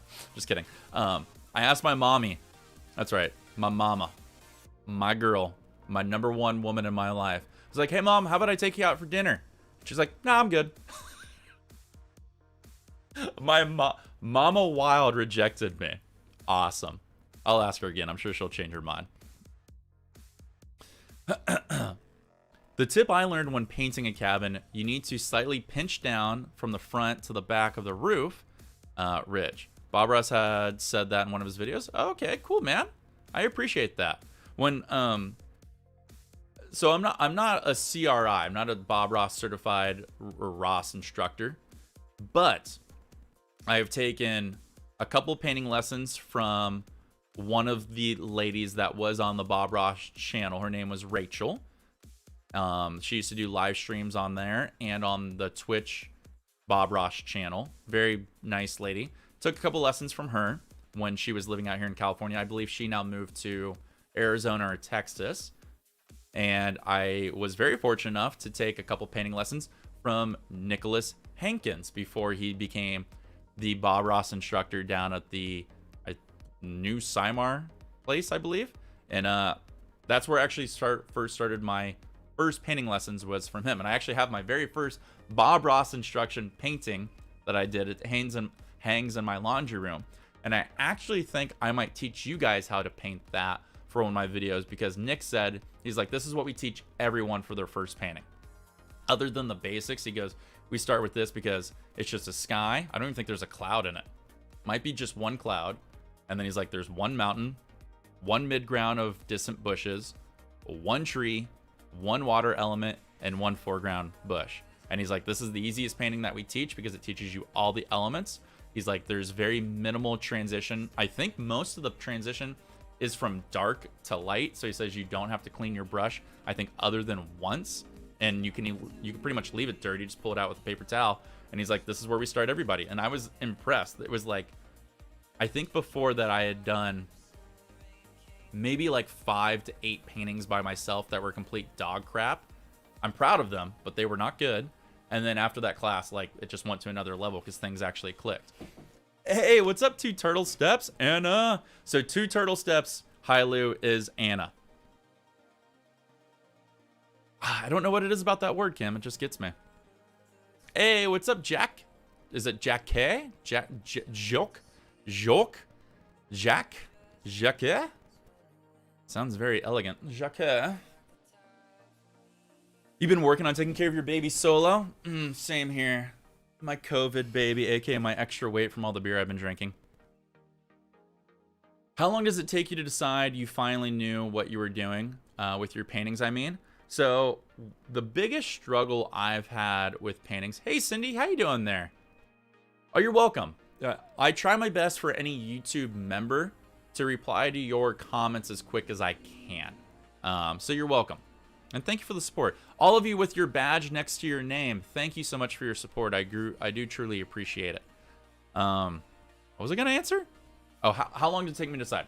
The biggest problem, and I should really, really stop doing this. The biggest problem I struggle with is 90% of my paintings that I paint with an influence from multiple pictures.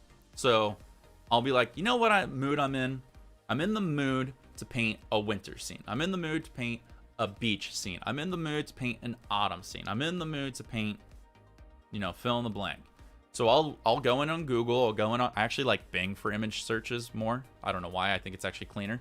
I'll go in and I'll look at influences. I'll be like, oh, I'll look at paintings and I'll look at photographs. And I'll go, oh, I like this, I like this, I like this. And I kind of build a visualization in my mind. And then I'll take that visualization and I'll take it over to my canvas. And generally for the sky, the clouds, the mountains, and the midground, I do fine. Then when it comes to the foreground, I struggle because I have to build it.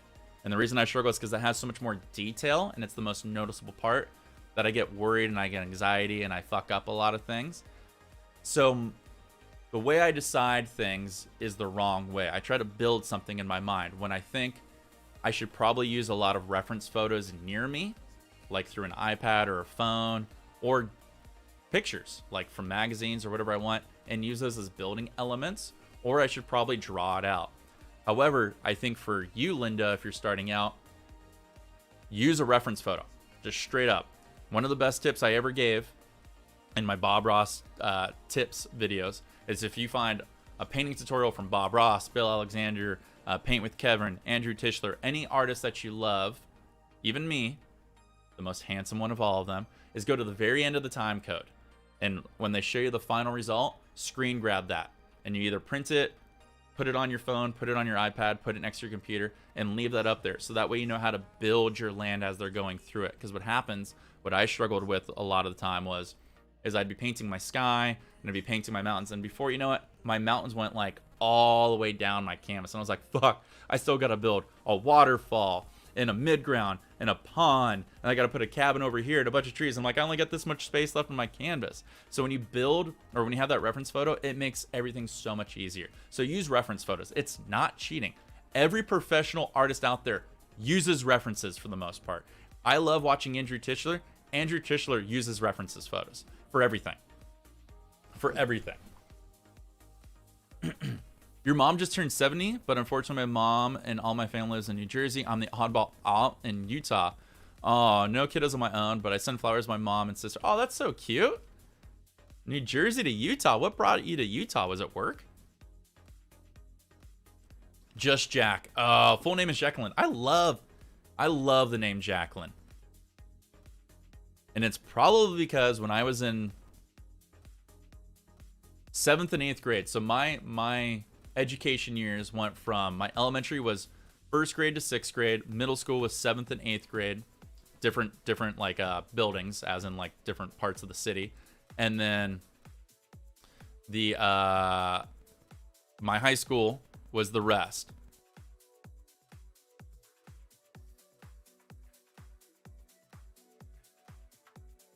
Hold on. Boom. I'm so good at this. Like, can't get me. Can't get me. I've been streaming for years. What was I talking about? Oh, name Jacqueline. So, Jacqueline. I fell in love with a girl named Jacqueline. Beautiful girl who is shy and quiet. And the cool thing about 7th and 8th grade is girls get boobies. And I'll never forget. All the girls you knew in 6th grade went away from summer, come back in 7th grade, and they got full-blown chests. And Ryan's like, you got boobies. Jacqueline came from another school to middle school, and I had so many classes with her, and I was like, I was like, oh my God, you're so beautiful. To this day, I still have a crush on her. She's probably married. David, I'm signed for Steve Ross and Dana Jester Workshop in Winchester. Dude, so I follow them on Instagram, and I love all the stuff they're doing, and I'm glad their classes are taking off. I would love to go to one of those too. I think one of the things I'll probably eventually build to when I get enough support and like super thanks and all that stuff is I'll probably start building a bank account for that, because I want to go to the CRI classes, and I'd love to go to like David and Steve's classes. Or Dana's classes. You're David.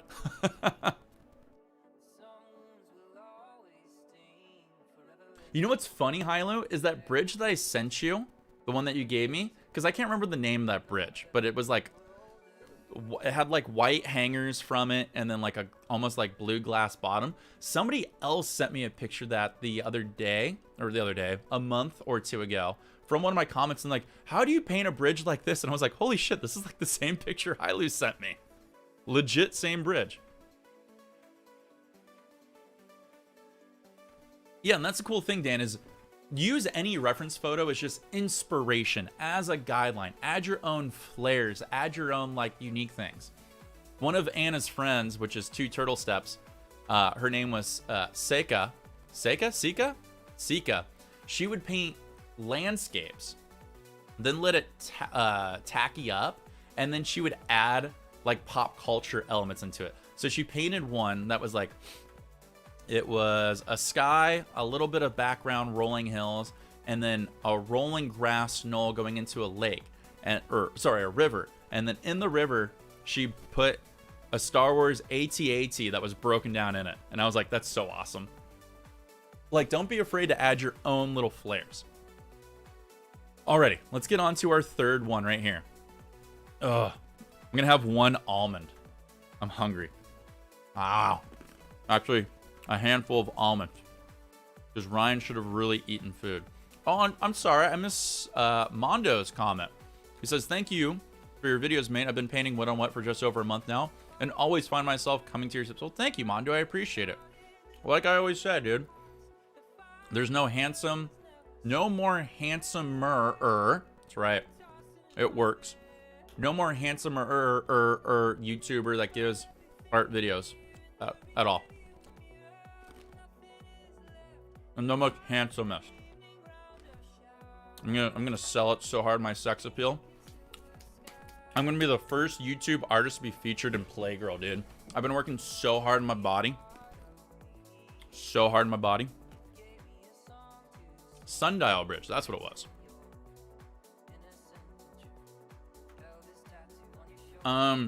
Currently not at the moment. I have Twitter too, Dan. What I'll probably do at some point, there was a person that used to watch me all the time on YouTube. I'm sure they still do. They just don't comment as much. He says he runs like a Wet on Wet fan group on Facebook. And he's like, hey man, we've got like 10,000 users in our group. And he's like, we put your videos in there all the time. And he's like, we talk about you. He's like, how about you join? And I was like, I would, except I don't use Facebook anymore. I probably should. And then I was like, well, maybe I should make a Facebook group so everybody could put their artwork in there. Or like a Discord, but then everybody has to get that too. But what I'm thinking is I might just make a forwarding email address, like wildcreates@gmail or something like that. So that way you guys can send me it. And just probably do something as easy as that, so that way you guys can send me all that stuff. But it's coming. It's coming. This was kind of just like a fun thing I wanted to do to say thank you guys for this. I was gonna do this all the way back in November for when we hit 10,000 subscribers, and we're already at 15. Yeah, I wanted to watch that Bill Alexander live stream, Dan. They did one 2 weeks ago, which I recommend you guys go check out. It's when Bill Alexander's channel hit 100,000 subscribers, and they did like this big long live stream documentary. And in the documentary, they talk a lot more about Bill Alexander. He was a great painter, and you guys should really watch him. He's got some fantastic videos. But in there, they had a live Q&A. And in the Q&A, they actually answered a lot of fun questions that would probably be very interesting for you guys. Yeah, so for this one was done by Jacqueline. This is done by Elistra. And I believe Elistra is Romanian, if I remember correctly. So he probably won't see this till the VOD, because I don't know what time it is in Romania right now. So hello, Elistra. Welcome to the VOD. Hopefully you're enjoying it.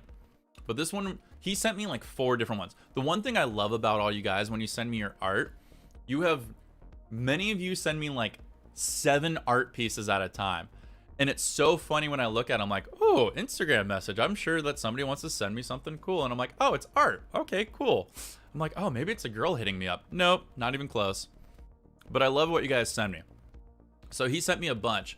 And obviously he's working in acrylics, if I remember correctly, but he wants to start doing oils. But like many of you that have come in here today, you're like, you know, I need to start with acrylic because it's cheaper, and that's completely fine. I've been recommending the golden acrylics here. Oh, and I just dropped him. No, I caught him. I'm super fast with my hands. Take notice, ladies. Golden acrylics stay open longer, and you can do things to make the dry time even last even longer. So this is going to be a little tough. So I'm going to talk about this from an oil perspective, but feel free to put your acrylic approach on it as well. Is there an alternative for the Bob Ross mixing pellet? Sorry, I got like an almond stuck in my tooth. It's a bad idea to eat. Yeah, let me see which one it is on YouTube, because I think I marked it. So do me a favor, Space Jumper. Like, leave me a comment on one of my videos. Be like, literally just copy paste that comment on any video that you find, or you can send it to me in a DM and I can send you the link. But yeah, there was one I bought beforehand, before the Bob Ross one. I like the Bob Ross one only because I bought like 3 mixing palettes and my buddy Tally bought 2. When you take the mixing palette and compare it to the other ones, you literally get like ½ an inch on the back end and on the top rolling around. And since you get that hand guard rail, you get an extra like 2 inches of mixing space there. And I love mixing as much mixing space as I possibly can. So most of the other ones I found are a little bit smaller, but they're still good. You'd love to see me on Facebook? I need help making like maybe a Facebook group. I'd be bad at that. Okay, let's get to the art. Let's get to the art, because then I could probably maybe nail out 1 more. Or maybe 2 more. So when it comes to Elstra's, so this is a very different approach. I agree. It's a very, very like avant-garde take, different approach, very surrealistic. But I love it. I love this kind of style. The biggest problem I have right off the bat is my face is in the way. So let me get rid of it. Is we have over here on the right-hand side, let me duplicate this image here real quick. We have a lot of patchwork, okay? Now there's nothing wrong with patchwork if you're gonna keep it consistent. However, excuse me. Over on this side here, we have a lot more smooth colors, especially in the background. So you have to make the decision if you're gonna make things be consistently patchy or consistently smooth.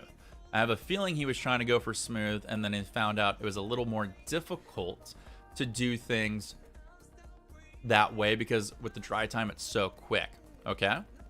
What I do love here is in this corner, we've started to create a vignette. So we've gone from dark to light.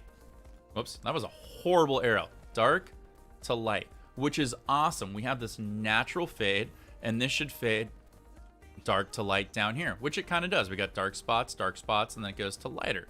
So we've created this awesome focal point with just contrast and light, which is something that, as an artist, is your power tool that you have in your bag. Hey, what's up, Summit Dragon? How you doing there, man? You're in Romania as well? I get it. The one thing I love about YouTube is there's so many creative people all over the world. It's awesome. It's awesome. Okay, so we've created these dark spots into light spots. That's awesome. What I would probably do if I was L is this whole entire painting, I would put a liquid coat of either clear, so like a glazing gloss, or a water-soluble acrylic thinner, or a water-soluble like oil. Okay, coat the whole canvas. Then I would hit the whole thing with white. Whole thing with white. Entire thing. And now we've got about 15 minutes of painting time. 15 minutes of painting time. I would then start on this side here. I would start with my blue. By the way, I love this blue. I would take my blue and I would go up and down, up and down, up and down, and then slowly fade that in this direction here. So take that blue and slowly fade. And whoops, let's get rid of that. I would slowly fade in this direction here, and then I would stop right here. I would leave this white, okay? Leave this white. Then I would take my brown, magenta, Van Dyke brown, lizard crimson, whatever colors you want to call this, and then I would do the same stroke over here, up and down, up and down, up and down, and then I would work this way, go in here, and then I would probably stop right where this white is here, okay? Now we've got a few minutes, and then I would blend with a 2-inch brush, this blue towards the brown, and then the brown towards the blue, and that way I have a smooth gradient base that I've created that I can paint on top of. And by the time you finish this gradient base, it's now going to be dry where you can paint everything else on top of it, okay? And that would only take a little bit of time. Hey, what's up, DJ Dragon? How you doing there, man? Long time no see. How you been? How you been? So now we've already grounded our canvas with a background of colors that we like, okay? So I would probably start with my lighter side to save on cleaning brushes. So I would probably, let's see here. Actually, no, we couldn't do that. We'd have to start with the right-hand side, okay? So we've created this distant element here of like mixture of trees, bushes, and all that stuff. So I would take my 2-inch brush and a multitude of colors, and start with my darkest, like Van Dyke browns, blacks, and sap greens, and just start tapping things in, like literally tap, tap, tap, tap, tap, tap, tap, and start building shapes, okay? Just basic shapes, and start tapping those in the shapes of trees of what you want. And then as I would start to work my way forward, I would work into lighter colors like Van Dyke brown, yellow, and reds, and start doing the same thing and tap, tap, tap, and tap, tap, tap, tap, and building layers and basic shapes and designs. Because this, in my mind, this is so distant that our eye doesn't really focus to it. And then I would take a very light orange and very light yellow and tap, tap, tap for our highlights, and a little bit here, maybe light kicks through. Our light source is here kicking this way, so we can't add too much on this side over here. And then that's what I would do for my background. And then I would build this land. We have land here that's going up and around like this. So then, actually, no, I would say my land for next, because we don't really know if this tree's farther back or closer. Then I would build this tree, put the trunk in, build the shape around it, and then build my colors that are slightly brighter than the colors we had just put in. And so that way that tree stands out. And then we've got something going on there. And then we can add, this tree is like one of those dangle trees.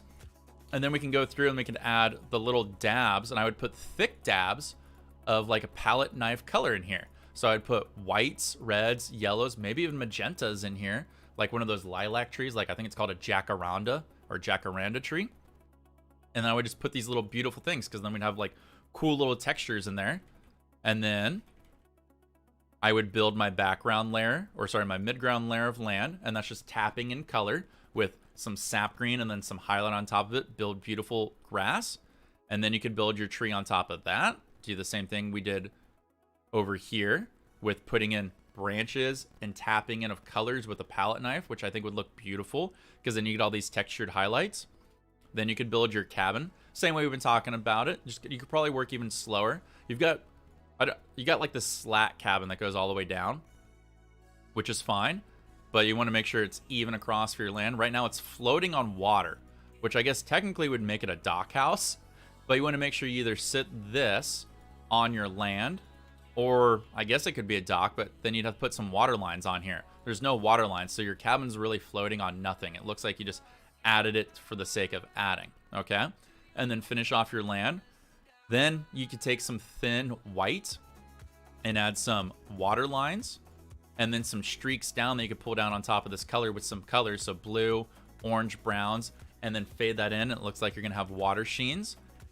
And then from everything in there is now your foreground elements. You can take your streaks, and I would thin this paint down a lot and just literally take your script liner and just stroke, or an angled shader, and stroke up, stroke up, stroke up, stroke up. Do a dark side and a light side with colors on there. Stroke up, stroke up, stroke up, stroke up, and you're gonna get all these bamboo reeds coming out of your water. It's gonna look great.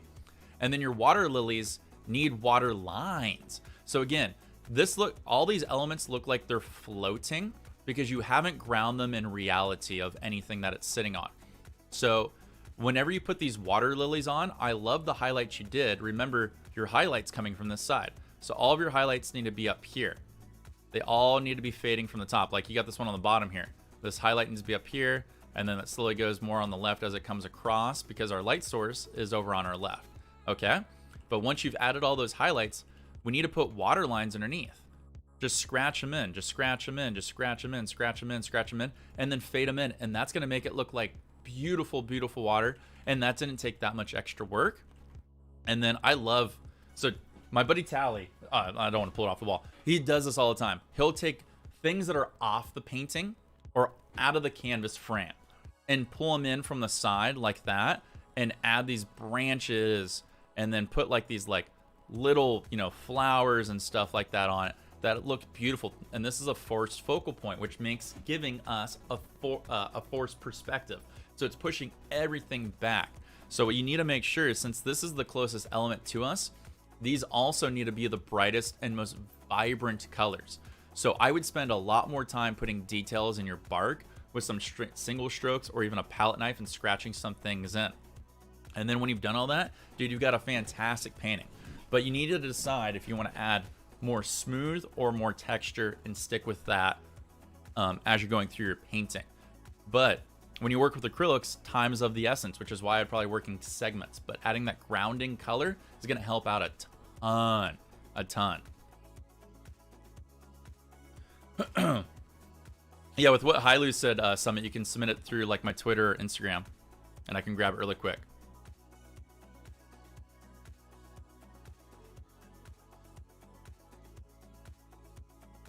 When using acrylics, could you use a very fine water mister? Yeah, so at the very beginning, what a lot of people do, David, I don't have one here.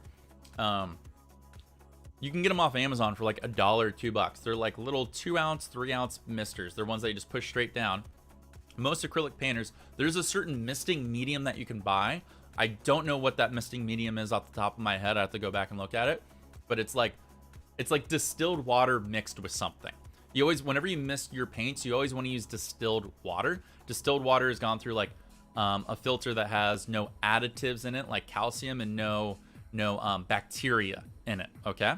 Because if you took water from your sink, or you took water from like your refrigerator, there's a chance that it could have bacteria in it. That's microbial, but it could hurt your art over time, essentially. Dude, I love it when Bill Alexander, there's a fire in there. It's like scary. If you want more painting time on acrylics, use a fine mister with the spritz on the canvas. Yep, it's enough to miss. If you have about 12 inches from your canvas, you keep point space. Yeah, I see most people just miss their palette, but you can do the misting on the canvas as well with acrylics for sure. I usually use like a medium on my canvas. I'll use like a retarder. Hey, what's up, Oil D? How you doing tonight? Oh, is it airbrush medium? See, I've not used airbrush medium. I've always wanted to try airbrushing. I want to try airbrushing, and I really want to try body paints. I really want to see how well those work. Okay, so Ray, I think Kim, did you send me one of yours? Let me pull up my, hopefully I don't show my personal information here. Oh, let's check out my Bumble. No responses. Sad, Ryan. All right. Ray, did you send it to my Twitter or did you send it to my Instagram? I guess I could check both by the time you reply. Oh, no problem. I'm here to help, dude. I'm here to help. Let's see. I got one request. Oh, geez. I got like a bunch from you. Do you have one that's like a landscape painting? Ray? I guess most of these you did like clouds. I can comment on the clouds. Let's see. Let me check my Instagram really quick. If you guys haven't had a chance to follow me, by the way, too, it won't make much sense to you, but if you click down in the video description below, you will see my socials, And I would really appreciate it if you could follow me on Instagram and Twitter. I try to post fun things there when I can. So make sure you follow me. You're going to do it later? Okay, Q. All right, let me pull... Where's my video? No, not my video. All right, let me see if this pulls off here. Yeah, it does. Nailed it. All right, let's pull up... We can pull up Rays.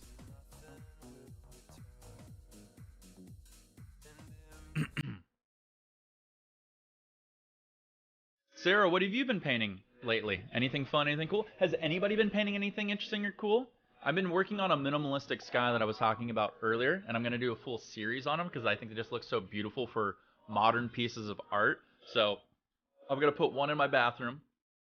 My stairwell goes up, has a landing, then does a 90. And on that 90, there's like a wall that hangs down over the first stairwell. I'm going to put a minimalistic painting there because I think it'll look good since I'm painting the stairwell gray now. Oh, it's Ollie, not oil. Sorry, thank you. I appreciate that. I never would have noticed that. Thank you, Hilo. Looking out for me, man. I appreciate it. You actually have a pretty good technique, but I can see the mountains coming out initially flat. Making paintings have depth is all about contrast. Since you have to think about, since you're painting, a painting is a 2D object. You have to go, how can I make this 2D object be 3D? And contrast is the answer. You gotta have lights next to darks and darks next to lights, and gradual fadings can help create the illusion of like wrapping. And so when you do that on your mountain, when you have wrapping of colors, it looks like there's like points that go up and points that go down and crevices that go deeper into your canvas than pull out. And it's all about that. And it's tough. It takes a long time. I still struggle with it all the time, mostly because I don't use reference photos, and I should. Let's talk about the clouds. Well, I think I'm only going to get to talk about the clouds because I don't think I can give you advice on painting a butterfly. All right, let's pull this up and over. Give me 1 second. I'm just going to brighten your image before I pull it up here for everyone. Give me 1 second. There we go. And then let me enlarge it before we pull it up. Oh, I guess I can't enlarge it too much or it'll pixelate.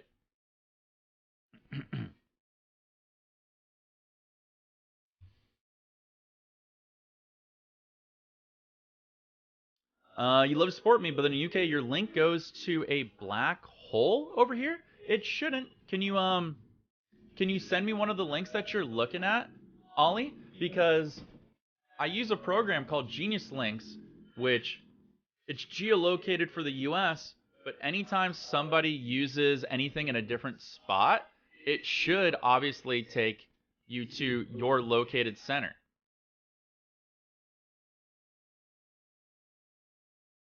Hold on, I thought it was the other one.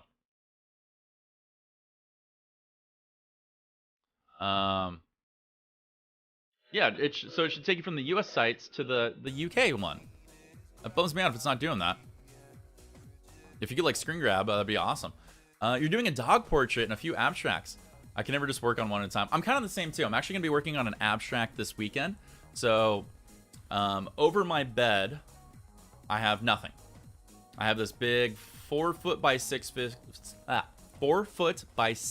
foot canvas gallery wrap that I have. Had it there for years, and it's been blank for years, okay? So I just finished painting my bedroom. It's like a light heather gray with white trim. And so what I'm gonna do is I'm gonna do an abstract acrylic pour on top of the painting, on top of the canvas derp, and I'm gonna use that light heather gray. I'm gonna do negative space. My negative space is gonna be white, so it's gonna tie in with the white trim. And then I'm gonna do, I think, a slightly darker aqua blue with a little bit of cobalt in it. And then I'm debating between if I want to do, for my accent color, gold or copper. I'll probably do a test to see what it is. It just goes to the generic one.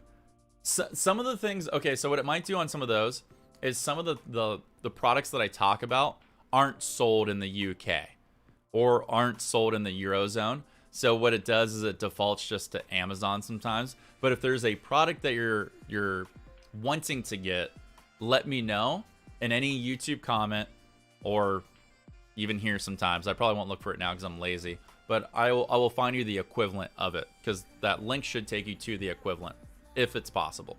Sometimes it's not. Some things are only sold in the US or Canada or wherever. I know the bots are on full time today. I haven't created a blacklist yet, so that's probably why. All right, let's get over to our little thing here. So I can't enlarge this too much, sadly, because it starts to get pixelated for you guys here. But that right there might be pretty good. Sarah, what kind of dog portrait is it? What kind of doggerino? What kind of puppers? You struggle with abstracts? I'm always impressed by people who can do them. So one of the best things you can do, Jacqueline, is, I don't know if you've ever seen like the acrylic pours I do on my YouTube channel. It's so much fun, and it's kind of liberating to a degree. I've done them with so many people, and they love it. And I'm talking like young kids love doing it, teens love doing it, adults love doing it. My mom even loved it, and she's not a spring chicken anymore. It's just fun, and it's unique, and when you create something with all these colors, you can see something in it, and then you can add certain things on top of it, like gold leaf or certain type of textured material. You know, abstract's super fun. It's super liberating because there's no way to really fuck it up.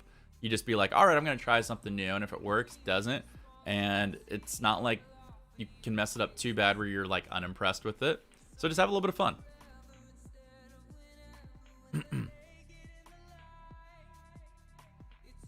Copper would give it a good pop. It's in the orange family with the blues you're using. It's true, that's true. I just like gold because copper has the same effect, but gold seems to do it a little bit more. From when you look at it from one angle, it'll be flat or matte, and then when light hits it, sometimes it just has that pop sparkle. And I love that because it's just like a little bit of, like, I don't know, a little bit of chutzpah to it that I love. Your paintings look bad from the start. That's because I'm only 14 and I'm only using nylon brushes, and I'm new to acrylics. Although I sold a painting to one of my colleagues at school. Dude, that's awesome. Congratulations. Hey, you're a professional painter now. I remember when I sold my first one. Do it. I'm telling you, do an acrylic pour. Look at some of my past ones on my channel, Jacqueline. I think I have an acrylic pour playlist. Take a look at those and just get some general inspiration. The cool thing about acrylic pour is it's cheap to get into for the most part. For the most part, you can buy yourself some just cheap basic Liquitex acrylics or basic acrylics. Get some colors that you love. What I love to do is when I teach people about acrylic pours, you want to do what's called analogistic. So pick your favorite color. I'm going to make this very easy for me. Let's say your favorite color is purple, which happens to be at least in my chat, the color of your J icon. Let's say purple. On the color wheel, you're going to move a color or two in left and right, or in one in each direction. So purple is comprised of blue and purple. Or I'm an idiot. Purple is comprised of blue and red. So you would take purple, and then one color of blue, and then one color of red, and then we need something on the opposite side for an accent color of the color wheel. And that's going to create your analogistic with a little contrast pop. And it's just that easy, and it makes it so much fun. And it gives it that like zing color. I don't have one around here. Since I'm going to be painting, I kind of put everything away for today. Oh! I don't know if that'll pop on the thing. We'll see. I don't think I've set up super chats for that. Thank you for that super chat, dude. Appreciate the love. I don't even know how to like pin that or do anything. That just looks dope. Thank you for the 50, bro. Ali. Going in strong. Look at that. I don't even know if that's a super chat or a sticker. I don't know. I don't think I have alerts set up for those yet. Oh, no, there it goes. Sweetest delay? That was like a 45-second delay. I don't think I put a sound in there yet either. Oh, I should probably move this alert. We'll move that up here. All right, now if the alert goes off, thank you for the big 50. The $50 dono. I appreciate that. That is awesome. Much love, much appreciation, and let's go full screen for that love there. Thank you so much. I do truly appreciate that. Look, we're already like almost to our big canvas. Just if I could do math and figure out what 6287 from 75 is, we almost there. Very neat, very cool. Thank you so much, Ollie. I appreciate it so much. You're awesome. You're awesome.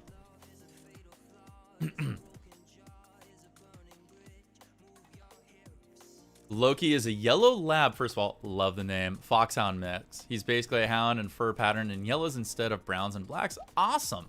That sounds great. If you paint animals, she unfortunately doesn't paint on YouTube, but she does paint on Twitch. Not as much now because she actually has gotten so busy. She does mostly things on Instagram. My friend Casey draws. Cassie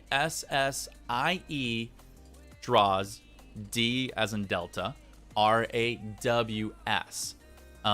She does pet portraits, I think, for full-time work now, and they're fantastic. They're fantastic. She'd be somebody fun to watch and learn from if that's what floats your bag, you know.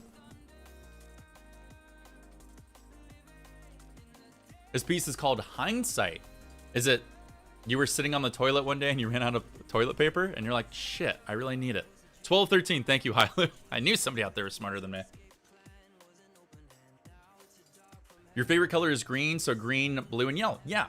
So what I would recommend is maybe take out yellow and make it gold, or add a little bit of gold to that yellow so it gives a little bit of sparkle. Acrylic pours look really good when you have an extra gloss or an extra iridescent medium or an actual sparkle medium into them. It just looks way better. Excuse me. I had a little tickle in my throat because of that dono. I appreciate it so much. And then your accent color could be black or white, which you could call like a Dutch pour.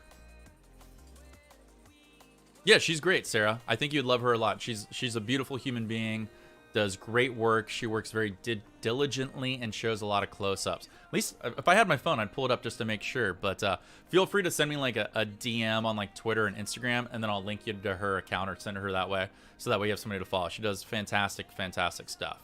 She does landscapes every now and then too, but I think she gets so many commissions from her like Instagram channel that she just goes with that now. Okay, let's finish this off and let's go strong because Ryan needs to start eating food soon. Okay, so let's take a look here. So this is from Ray. Ray, thank you for submitting this artwork here. So the only thing I can comment here, Ray, is on the clouds. So let's work on that. First of all, I think this is a fun. I don't what's the bee in reference to? Bowel movements? It's wings on what assumes to me is toilet paper, but I guess it could be a scroll of some sort. And then it looks like you did like rock stippling at the bottom. And I'm not sure what these pillars are, but I like it. This is fun. This is cool. I love when people are so creative in their own ways. You know, you get to, that's what's so cool about having a creative outlet. It's your time. It's your time. Your oven's acting up at work. No, don't lose the sourdough. We don't want that. Okay. Alrighty. So when it comes to clouds, this can be difficult. If you're going to do a bunch of clouds, Ray, what I'd really recommend is, hold on, let's duplicate this here. Actually, let me just finish my coffee. It's a little cold by now, but it's okay. When you're going to do clouds, you need to think about where you're going to leave space, okay? So let's look at your clouds here. You have a fuck ton of clouds, and that's fine. Is that a UFO right here? If you're going to do a fuck ton of clouds, you need to think where you're gonna do your clouds beforehand. Let's say we're gonna minus out this area because you know you're gonna paint here, okay? This whole area right here and all the parts on the inside right here need to be left alone. Leave blank space, so that way you have easier something to paint. So we have the rest that we have to concern ourselves with, okay? So what I would recommend, is visualize your clouds. Wait, that's a McDonald's logo? Oh, it's from the side. Our logo is up, down. The golden arches. God, McDonald's sounds good right now. So what you need to do is visualize where your clouds are going to go. And I would say, let's throw in some visual lines, okay? Visual lines for outlining your clouds. Let me make my brush here a little smaller so that way it's not so big. Let's make that just 15 pixels. So, oh, Kitty Smith! Kitty, thank you for the 10. I appreciate it so much. You are awesome. How you doing there tonight? We didn't get a comment from Ollie, but we got one from Kitty. Thank you for all your advice you give us. You're awesome. You are awesome, Kitty. I was just thinking my life isn't complete without you. So thank you so much for completing my life. And thank you for the hype. I appreciate it. Oh, they're protesters. Oh, okay. That makes more sense. It's hard because I don't get to see a full image of it. You can't wait till it's warm enough to take the baby outside and do one. Dude, yeah. Doing paintings outside is so much fun. Thank you for hitting that goal over there. We already hit our $75 goal. I can go buy my canvas today. I'm going to take a picture of it just for you guys on the Twitter sphere, Instagram sphere, and now YouTube sphere. Thank you so much. You guys are awesome. Thank you. I'm glad you guys are enjoying this too. Kitty, hopefully you're doing well today. And how is your day going for you? Okay, let's go with here.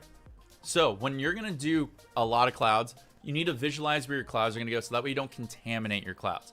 So let's just say we put in some visual lines. So outline, outline, outline, cloud there, maybe cloud, cloud, cloud, cloud there, and then maybe cloud, cloud, cloud, cloud there, okay? So we know, let's just flatten these out for visualization. Everything here is gonna need to be blank and left alone, which means when we put in our blue color here, let's do a darker blue. This is where we're gonna paint in our sky, okay? So now the red is gonna be our blank space, and now we can create gradients of densities with our blue here, and then we can just keep doing that over and over and over if I can find my X button. So that way we can do cloud, and then cloud, and then cloud, and then even that out down there. So we know we need to leave this all blank space, and then clouds, and then maybe clouds. So even it out, even it out. The whole point I want to get across for you, Ray, is leave blank space. So that way you're not going to waste a lot of paint, rubbing paint out and moving things in and scraping parts out and diluting your paint, okay? We don't want you to dilute it. We want you to have control of how much you want to dilute when and where. Sorry, there's police going by. Probably fire trucks, actually. So when you've visualized out everything of where you want it to be with a very, by the way, thinned out blue color, so that way it's not gonna dye or dilute anything, you now have these visual planes of what you can work and keep dry and clean, so that way your white paint can stick even more, okay? That's gonna make it a lot easier for you. You cannot judge clouds. There is no right and no wrong when it comes to clouds. However, I think there are clouds that look more aesthetically pleasing depending on the type of painting you want. And I feel, this is just my own personal opinion, so don't take offense to this, just my personal opinion. I think you lose something by having way, way, way too much white. There is too much white that does not... Our focal point is obviously here, okay? We can all agree that this is our focal point. So if I was you, what I would do is in this corner here and in this corner here, I would have darker blue in these corners fade towards my focal point. Your job as the artist is to create my focal point right here. A way to do that is start with the darker sides out and pull in, so that way it creates that vignette to this part here. And a way to accentuate that vignette is have less clouds out here and less clouds out here, okay? Or we can flip it. We can have lighter color out here, and as we get closer in here, have darker color. These are the options you get as an artist. You could have darker blue and less clouds back here. That way, your butterfly wings and your scroll or toilet paper, or whatever this is with its bleedingness on it, can have contrast to stand out against. Since you have this beige color here on white, there's not a lot of contrast. We could probably, if we had more sky coming through, this would stand out a lot more. Like, look how this scroll stands out against this blue here. A lot more contrast, it pops. We could fade in that contrast with having the sky show through more, okay?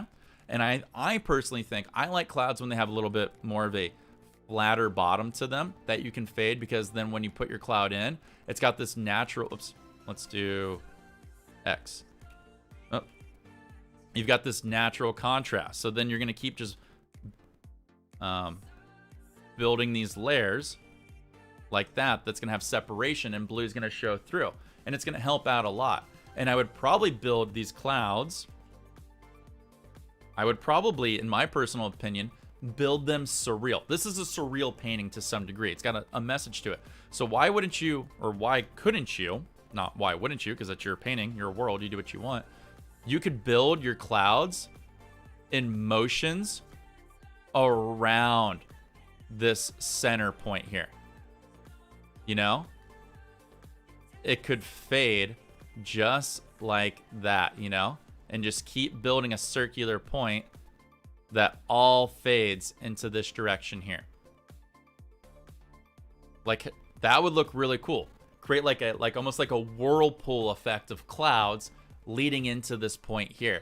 And then I think you got something that creates even a more strong visual strong visual message, strong visual focal point, and a more powerful piece, if you will. But I think just adding some simple things, having more blue shine through on certain part of your clouds. All you got to do, fade the bottom out, 2-inch brush, pull that body of the cloud in with some cross strokes, then lift, go back and add some specular highlights on top of your clouds where the light hits. We haven't even created a light source. I technically want to say it's this side just because I see stronger white here on here a little bit. But if you add highlights, you're going to establish a focal point. I actually think, technically, I guess it's right here. So if our light source is coming here, highlights should be on this side, and highlights should be on this side, and then highlights should be on the bottom, and then on the bottom, which would create it. But overall, I think it looks really good. It's just hard. When you're painting, you should stop at when you're painting, you need to stop at every element you're adding, and you need to ask yourself some basic questions. Where's my light source? How much color should I add? How much saturation and contrast do I need to add to this painting? And these are hard things, and I do this all the time too. Probably because I'm drunk when I'm painting. It's my free time. Let me have my free time. I open up my bottle of wine, I open up my bottle of whiskey, and I jam on my tunes. And sometimes I get lost in my painting that I forget about things like, oh yeah, my light source is on my left. Shit. You know, slowing down sometimes and asking questions before you start your next piece helps out a ton. Helps out a ton. How big is the canvas? The canvas that I want to work on, it'll probably be somewhere between 4 and 6 feet or 3 and 6 feet. Isla. You had a win on Michaels this week. Buy one, get two free on the 2-pack canvases. I really missed, Kimberly. Michaels used to sell their value pack canvases, those ones that come in 5 packs. They did one for a full year, it was before COVID, where they would sell 40 or 50 of their value canvases for like $30. Dude, and they would come in these big vacuum bags that I would just pick up, and I would buy so many of them, and I would crawl out of, I would like drag them out of the stores. It was such a good deal. I'm sure they lost a ton of money on it, but that was my favorite way to save money. Kitty, I'm doing good, thanks. It's raining in north of England, and the sky is beautiful blue grays. I'm gonna try to paint it in the next week. Can't wait to see your canvas and your art. Thank you, I appreciate the love, and you're awesome. Here's a tip. Here's a tip. Go grab your phone. Go take some pictures of references so that we have something to look back at. So that way you know what grays to use, what blues to use, and what whites you need to use. Oh, it's a reference to the Watchmen look. I haven't seen Watchmen since, oh God, probably a good like 8 years now. I miss that movie. I never got to see, did anybody watch the Watchmen HBO series that was done on like Rorschach? How do you send me an image for critique? Right now I'm doing it through Twitter and Instagram is the easiest. Just send me a DM. I could probably fit one more quick one in if somebody wanted to do it right now. I think I got enough time for one more. I got to go eat pretty soon and I got to go paint, but I'll be more than happy to do one more for all of you guys and girls. Give the ladies some love. No, I just lost where I was typing from. Oh, it's Isla? Like Isle of Man? Like the island off Ireland?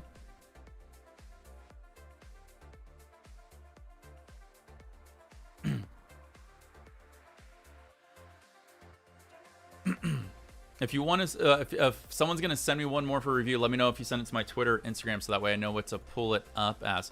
How would you like your name enunciated so that way I can get it? Being dyslexic's a bitch, so it's tough for me at times. Where's my? There we go. How do I go back from here? There we go. Oh, no problem. I like what you got, Ray. I think next time, if you're gonna do something that has like a message, that's the best way I can put it, or like a statement piece. I always find statement pieces best to sketch out. Sketch it out on a piece of paper so that way you have a valid idea of how you want to proceed with the piece nonstop.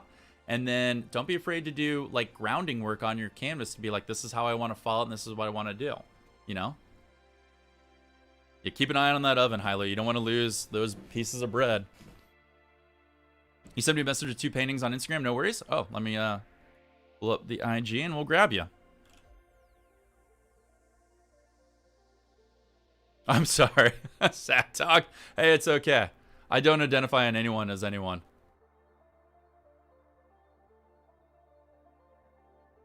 Nothing wrong with being a girl, dude. All right, let me pull. I see Jacqueline. All right, Jacqueline. Let me accept your message and pull these up. Give me 1 second. I'm covering up my chat really quick, guys, so I can't see anything, guys and girls. Let me see which one.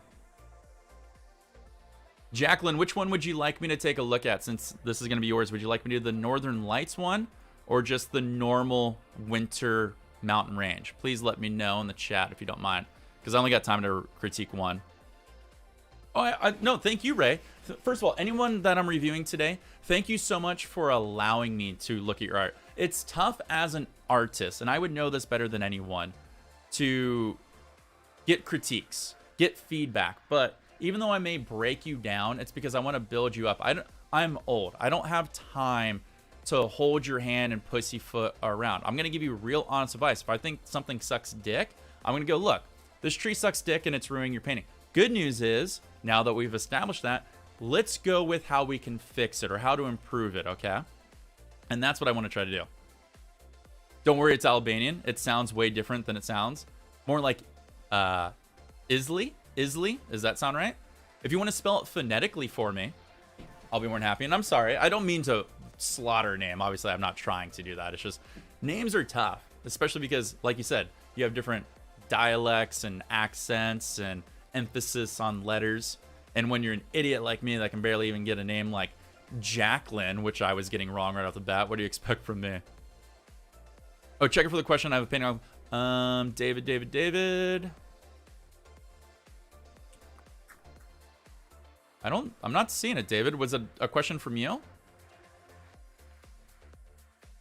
Can you repost it if you don't mind? I don't see a question from David. Unless it was way, way, way far up. Oh, wait, maybe it's right here. No, we answered that one.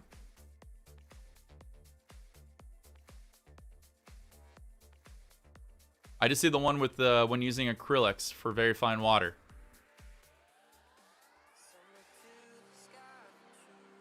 Northern Lights, did I read that right? Let me just make sure. So on Instagram, Northern Lights. Okay, let me grab that. Pull this over here for you. Don't forget to follow me on Instagram and the Twitter spheres, peeps, because I like to post some cool things there, plus handsome pictures of me.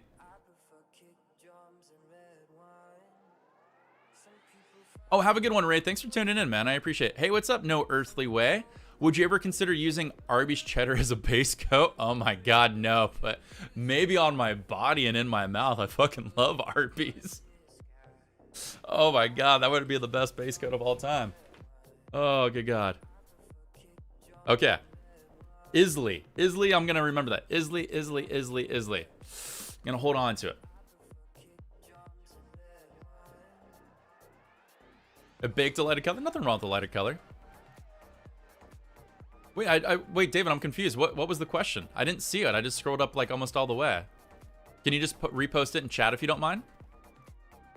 That would help me out a ton. All right, let's pull in Jacqueline's art piece here. Jacqueline's. Let's see.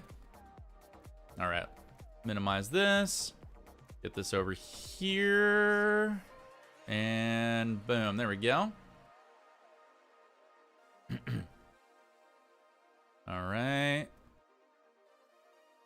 All right, cool. And boom, here we go. Okay. Stay in the same spot, chat. There we go. Not you guys. My chat was moving up and down where I couldn't move anything. Okay, so we've got a Northern Lights, which I love to do. Actually, I think you'll love my next Wine Wednesday, which I'll probably release on a Saturday. So my next Wine Wednesday, I've decided I'm going to do a minimalistic or a simplistic Northern Lights painting. Okay, and I think you're going to love it because it's really going to do some unique things that I think will help make some stuff click for you and build some confidence. So this is Jacqueline, so thank you for sharing with us, by the way. Let me duplicate this here. If I increase this, it's going to be too much? Nah, that'll probably work. Or actually, let's pull it just a little bit. There we go. Oh, thank you, Ollie. All right, let's move this here. So, Jacqueline, first of all, I love black canvases. I think black canvases are some of the best canvases to do that are super fun. Everybody out there, if you're just starting out to be a new painter, or just starting out to be a new painter, just starting out being a new painter, do a black canvas. The colors pop. I think things stick a little easier. I don't know what it is. I even said this in one of my videos. Just something about them makes it so much more rewarding. Okay, so give it a shot. Your painting's just like this, but on bath salts and meth. Hey, whatever gets you through your painting is all you need to do. Oh, please explain the reasoning of using 25% of Gamblin-free solvent gel and titanium white for clouds. Okay. Let me answer that question before I get into this, because that's an easy answer. So when I explained it in one of my videos, David, one of the biggest problems new painters have, and I'm sure everybody out there can relate to this, is like when you put something down like a blue sky, phthalo blue, Prussian blue, whatever it is, whenever you add color on top of that, those colors are so strong with their pigment, it's going to contaminate your brush. So when you take a firmer paint, which is what we've all been taught from Bob Ross, a firmer paint out of the tube, that firm paint is going to act like a little bit of a suction. It's going to grab that blue base coat underneath, and it's going to roll up into your brush and start slowly contaminating your bristles and paint to where your white titanium paint isn't white anymore. It's slowly becoming muted as you go through and you swirl, okay? So to counteract that from not having your paint grab and roll up and in, when you add a little bit of solvent-free gel or liquid or, you know, Winsor Newton linseed oil or hemp oil or almond oil or walnut oil, any oils that you want to add in, you're making that paint a little creamier, which means it's going to have more flow to it. So when you take it across, rather than your paint, let's say my paintbrush, or actually here, let me use my pen. Or actually, we'll go big for this, sorry. When you have your paintbrush that's going across like that, if you have that firm paint, it's rolling back up and contaminating that brush. When you have paint that's fluid, it just kind of like squeezes off and just goes across your canvas, sitting more on top of that blue, not pulling it back up, which is why you want to do that. It just helps a little bit more. Now you can buy creamier paints or not as firm paints and not have that struggle, but if you're struggling with clouds that don't look bright, don't look vivid, don't have a pop to them, you want to add a little bit of solvent-free gel or any kind of medium, and that's why you want to do that. I show you in one, like I show you when I think it's the doll video where I'm doing this. In the first little top square, I show you like just using regular firm titanium white, when you swirl in, how the cloud becomes so dull with that blue undercoat. And then the left bottom corner, I show you with like a 10 to 25% mixture ratio of titanium white and Gamblin solvent-free gel, that it became creamy, that I barely push and just go like that, and the paint just flows off, and it's a beautiful, vibrant white. It's awesome. That's why you want to do it. Oh, no problem, David.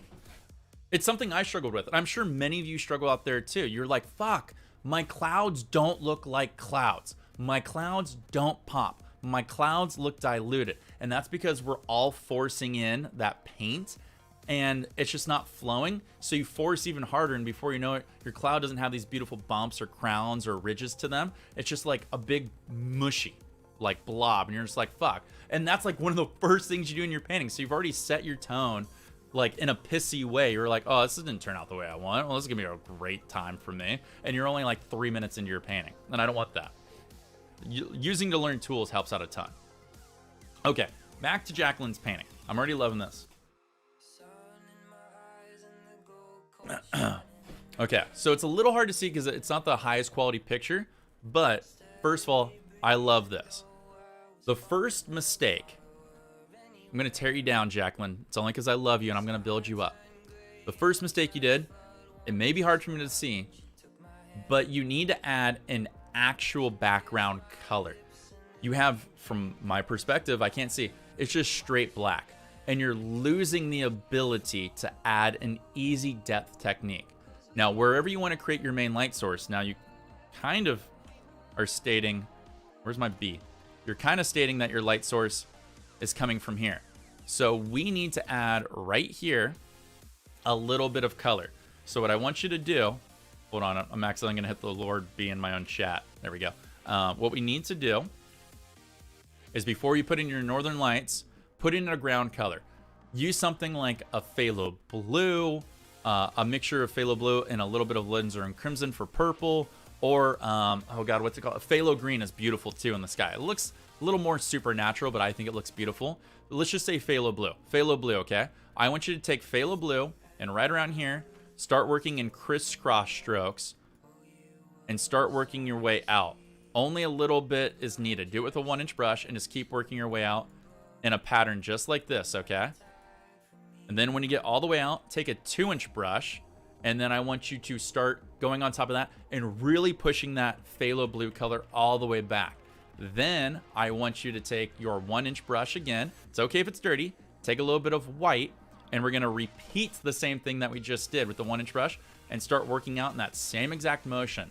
And it's gonna start pulling that phthalo blue forward just ever so slightly. Then we're gonna do the same thing again with the 2-inch brush that's clean-ish. We'll just pull the excess color out on your paper towel and blend it out and just fade it. So now you have a focal point.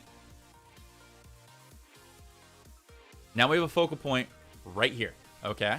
And it's just gonna be ever so light, but it's gonna add so much depth to your painting because now you've got this beautiful cascading of color going across, and also we've established your light source, which is important to do, okay? Now we can put in our northern lights. Now, there's no right way to do a northern light because it's a supernatural element to some degree, and there's no really wrong way. However, I would say when you put in your color, don't streak them up all the way. Don't streak them up all the way. I would do some streaks that are high, some that are low, some that go up high, some that are low, not in that particular order, but like whatever you're doing. They can just be different strokes. When you take them all up to be high, it kind of loses a little bit of its appeal. So I would just kind of keep them a little more randomized a little bit. And I would also smooth this out. It looks like it could use a little bit more liquid medium, liquid clear on top of it, so it's smoother and not so patchy. You got these streaks going across, that's not helping out too much. Or you could even add a little bit of liquid white on the base as you pull, just a little bit, so that way it looks a smoother transition. And you can even fluff it a little bit with a 1-inch or 2-inch brush, but very, very light fluff. Very, very light fluff, okay? And that's it. And that's all you need to do for your sky, and I think it looks fantastic. Looks fantastic. Okay, we got some trouble on your mounts. The good news is you made them at different heights. I appreciate that. What you didn't expect is this mountain popped out of nowhere in nature. Now, that could be natural. That could happen in life. But I think for your painting, Jacqueline, I would take this mountain and fade it out. Take this mountain and fade it out. Now, when you're fading from left and you're fading from right, really work out the paint because we know we're going to put another layer. But just let this mountain fade down and out. Let this mountain fade down and out. So that way it's going to add layers to your painting, which is going to help you build depth. Okay. Right now we got 2 boobs hanging out in your painting that just doesn't look like it's naturally meant to be there. This looks like a rock dome, which does happen, but I just feel like it's just not as natural for your painting. Okay, so let's fade those out and across. Very easy to do. Just pull your 2-inch brush down and across, kind of swoop it out. Now we've got a real big problem with caked on paint, and I know you're struggling here, so I'm gonna fix it for you. Okay, when you're creating your mountain, when you go up and down, and you fade, you need to visualize your highlight and your shadow side. And so here's what I recommend for anyone out there, okay? Let's already assume you've put down your grounding color of your mountain. Let's just say it was a dark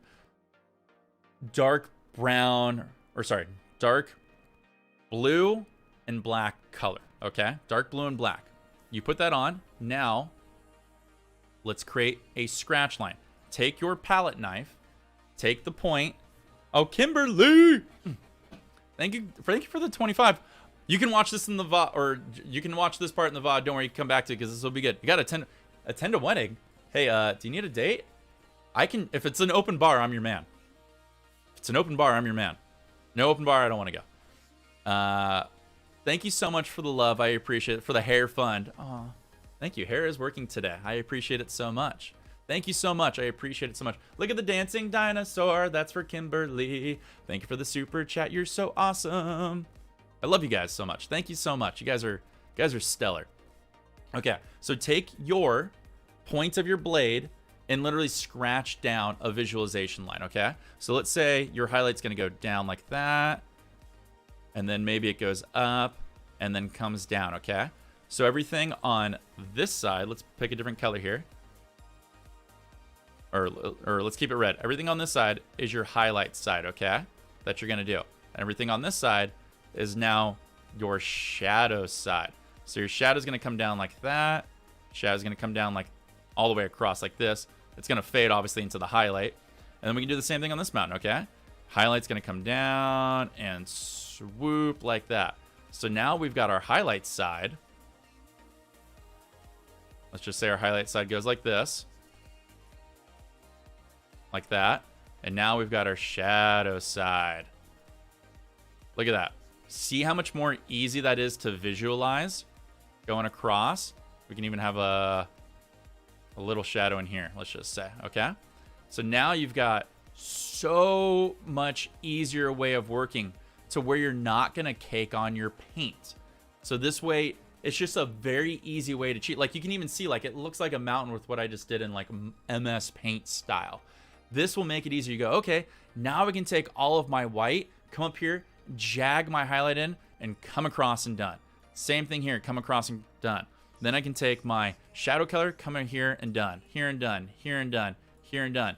And then boom, I've got a beautiful mountain that I don't have to worry about anymore, you know?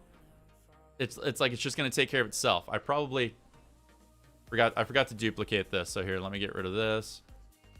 Don't need to save. Pull this back up. There we go. So that should make things a ton easier for you, Jacqueline. A ton easier. I use that trick all the time. In fact, Nick Hankins taught it to me. He's like, you have trouble visualizing? Just scratch it in. He's like, nobody's going to see the scratch after you put paint on anyways. So that way you don't have to worry about any of this. Now, when it comes to putting on snow breaks and banks and all that fun stuff, I'm going to make a new video about this because I get this all the time. I feel like how Bob Ross teaches you is wrong. It's not wrong. It's just, he doesn't have time to go in depth. You really need to get a huge roll of paint, know how to come in, get your hand comfortable, wiggle up so it grabs, and then slowly come down. And if nothing grabs, it's okay. Just keep going. But you just need to practice this, and it helps if that liquid clear that you take, go grab a paper towel, wipe it all off right when you do your mount, so that way it exposes the toothing. So that way you have all these teeth. So when you take your palette, knife across, it's gonna grab, grab, grab, grab. That's what creates paint breaks, and that's how you cheat, and that's how you make it easier. Okay. All right. So for your, let me duplicate this so I don't lose it again. So for your tree line here, it's tough. Your tree line goes. Oh no, let's get the red out here. Red lets me know that you're doing bad. So with your tree line here, you have a tree line going down, and then all of a sudden it goes like this, and then all of a sudden it goes like this. Not that there's anything wrong with that, but I think you might benefit if you probably made one bank of trees go like this and then fade, and then another bank of trees go like this and fade in front of that, okay? Doesn't have to necessarily be these high, but that's gonna create planes. Now, if you find that too difficult, you know what? Fuck it. Let's cheat, okay? We're gonna not put anything really here. Let's leave this blank, and let's leave this blank, okay? I want you to visualize that for me. Then, Jacqueline, let's just make a row of straight trees right here. Very, very distant and very, very light. Use a little combination of like phthalo blue and like a gray color mixed with a little bit of white, make it very light, and just jag them in ever so lightly with a fan brush, then fade them up and out with a 2-inch brush. That's our background layer. Then what we're gonna put here is one tree and one tree, and these trees are gonna go just like this, okay? Sorry, it's hard to do this with a mouse. I really wish I had my Wacom set up.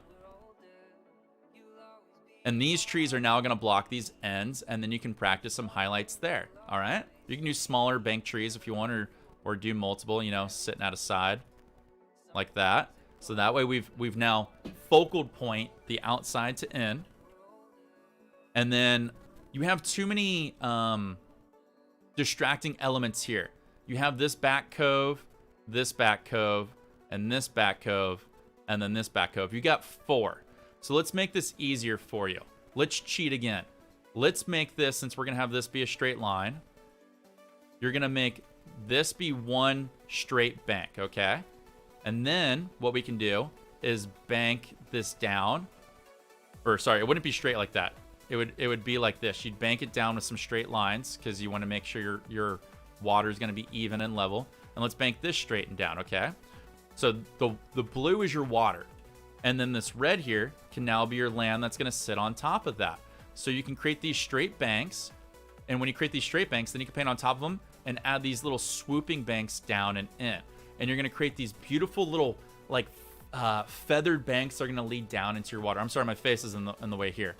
You can lead these beautiful feather banks down into here, okay? Then we can take your entire water.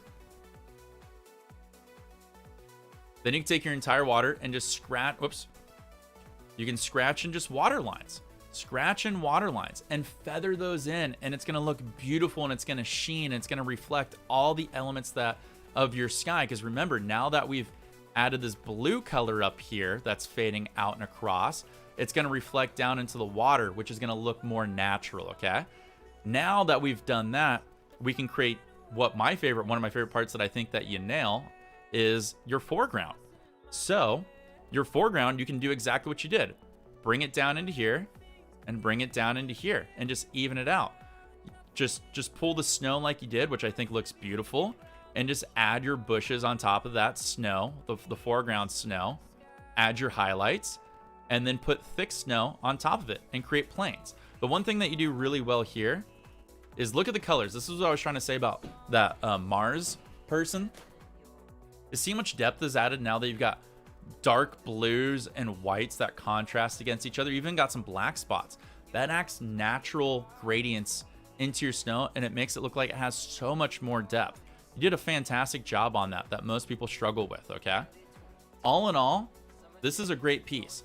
I would have to say the mountains suck, and I don't mean that in a bad way. I'm just being honest. The good news is we just showed you an easy way to fix it.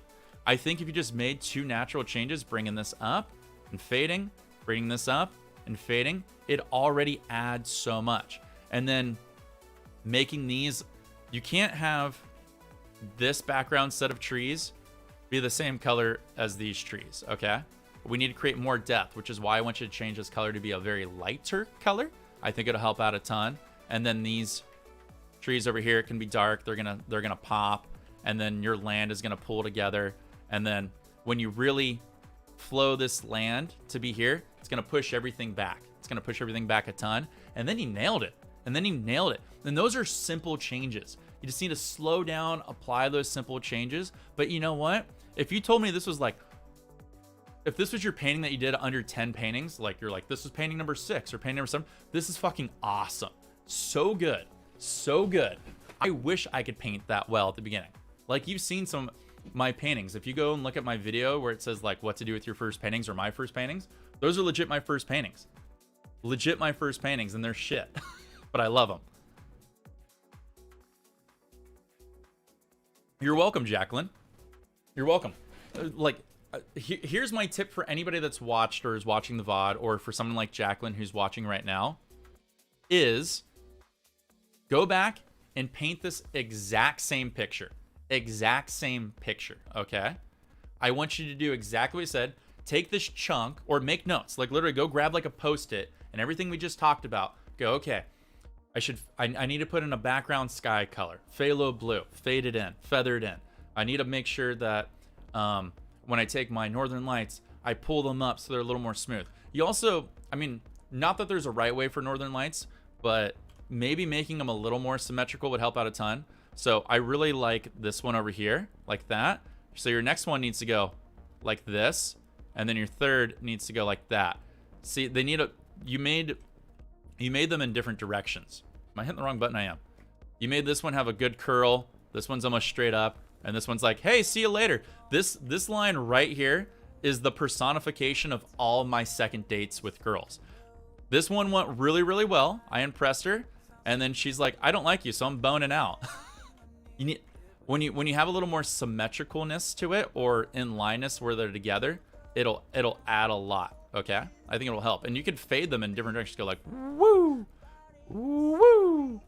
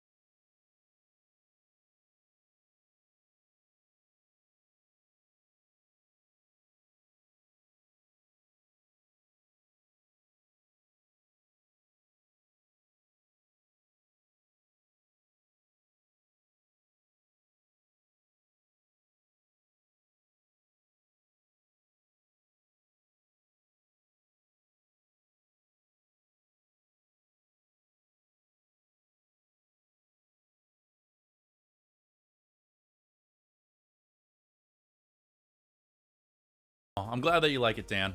Thank you so much. I appreciate you all tuning in, by the way. I was very scared.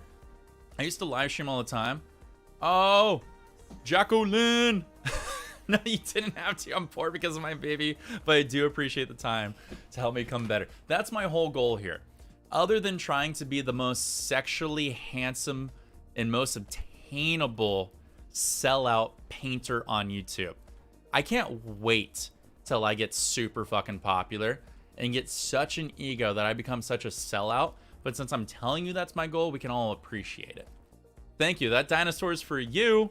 Thank you for the love. Thank you for the $6.99 dono. I appreciate it so much. You're awesome. You're awesome. Thank you. Love you. Yeah, my goal is to be a sellout. But don't worry. I'll still keep painting and I'll still keep creating awesome content. What do you think we should do for a painting challenge though, Kitty? Like something simple? Like here's the painting we're about to do. Like this, like something simple like this I think would be fun. I really wish, the one thing that I don't like about YouTube that Twitch does really, really well is I would love to do something where I could do gifting of subs. So let's say if we did a, like a painting challenge, let's just say, I'm sure starting out small, 5 people entered for fun. The winner, I would give a free gift sub to, you know? That way you can use like the emotes and stuff. So for anybody like Cindy or Kitty, if you go to the bottom left-hand corner of your chat, you're gonna see the emoji icon down there. Oh, David, thank you for the $19.99. If you go to the bottom left-hand corner, you can click on like the emotes down there that are mine, and you can hit send, and then it sends all the emotes out that you guys can use, and it kind of like just builds camaraderie and all that fun stuff. David, thank you so much for the dono, $19.99. Very Prince of you. 2000 party over, it's out of time. Ooh. Thank you for the $19.99, bro. I love it. I love it. You guys are awesome. Thank you, David. I appreciate it. I'm glad I can help answer your questions. You have a 3-day weekend over here. I'm planning on doing some art, sewing, and knitting. What's the holiday? And I'm glad that you're using it to do some fun, creative stuff. That's the best. That's what I'm gonna do with my weekend here. I was hoping it was gonna be a little warmer. It only says, let's see. It says in California it's 73 degrees right now, which is a very perfect day, but not warm enough for me to go to the pool. Yeah, see, look, you can use all the emotes. So anybody that's a YouTube member, so if you have that little badge after your name, so it looks like the only name I can see right now is Kitty at the moment. Oh, Kitty and Cindy. When you type things, you can, you know, put the emotes in. And I can get some more emotes made for us if there's certain ones that you guys like for, you know, art and whatnot. The random number bothers me. It didn't give me the option around it. It's okay. I guess you'll just have to donate again. Round that number out. Well, why is that because, was that a YouTube member that for Jacqueline and David, was that a YouTube membership that you guys did? It doesn't tell me what it is at the moment. Christy Milby? What's Milby? You would paint one of the paintings from my videos about the easiest Bob Ross painting? Okay. Maybe we'll do a painting challenge one of these ones coming up. It's a UK thing? Oh, bank holiday. Okay. We get bank holidays every now and then. To count their money and their faults. Okay. Wish I could count my money. Okay, so this one right here. Hold on, let me stretch. This one's from Ollie, and I think he said this was your third painting? Third painting? This is pretty good for a third painting. You had to get these going out. Thank you. Why is this not? I thought I hid this again.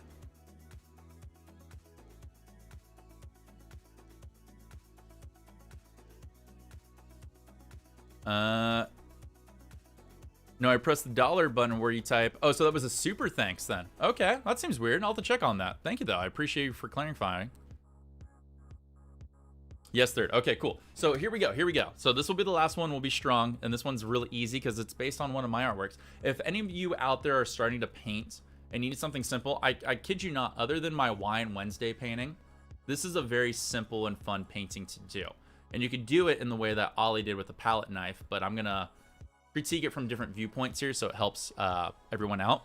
So the very first thing you want to do when you do this painting, Ollie, is you made a very simple mistake. Let me duplicate this so that way I don't make the same mistake before.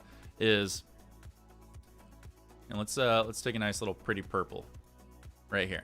So when you take, let's increase this brush to like 35, not 300, 35. This is very well done for a third painting.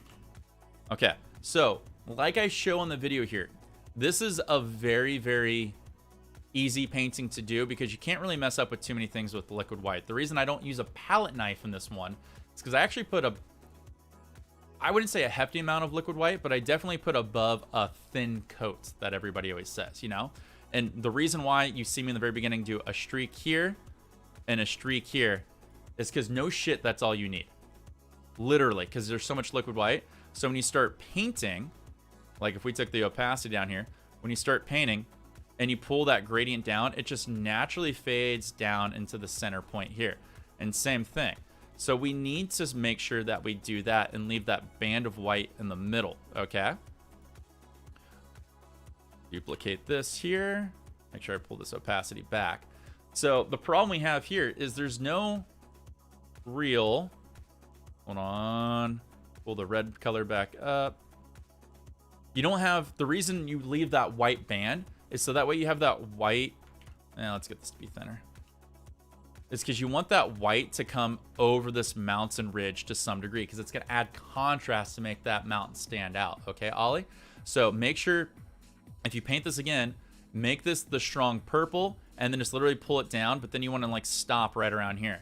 Make this a strong purple and then pull it, and then you want to stop like right around in this area here.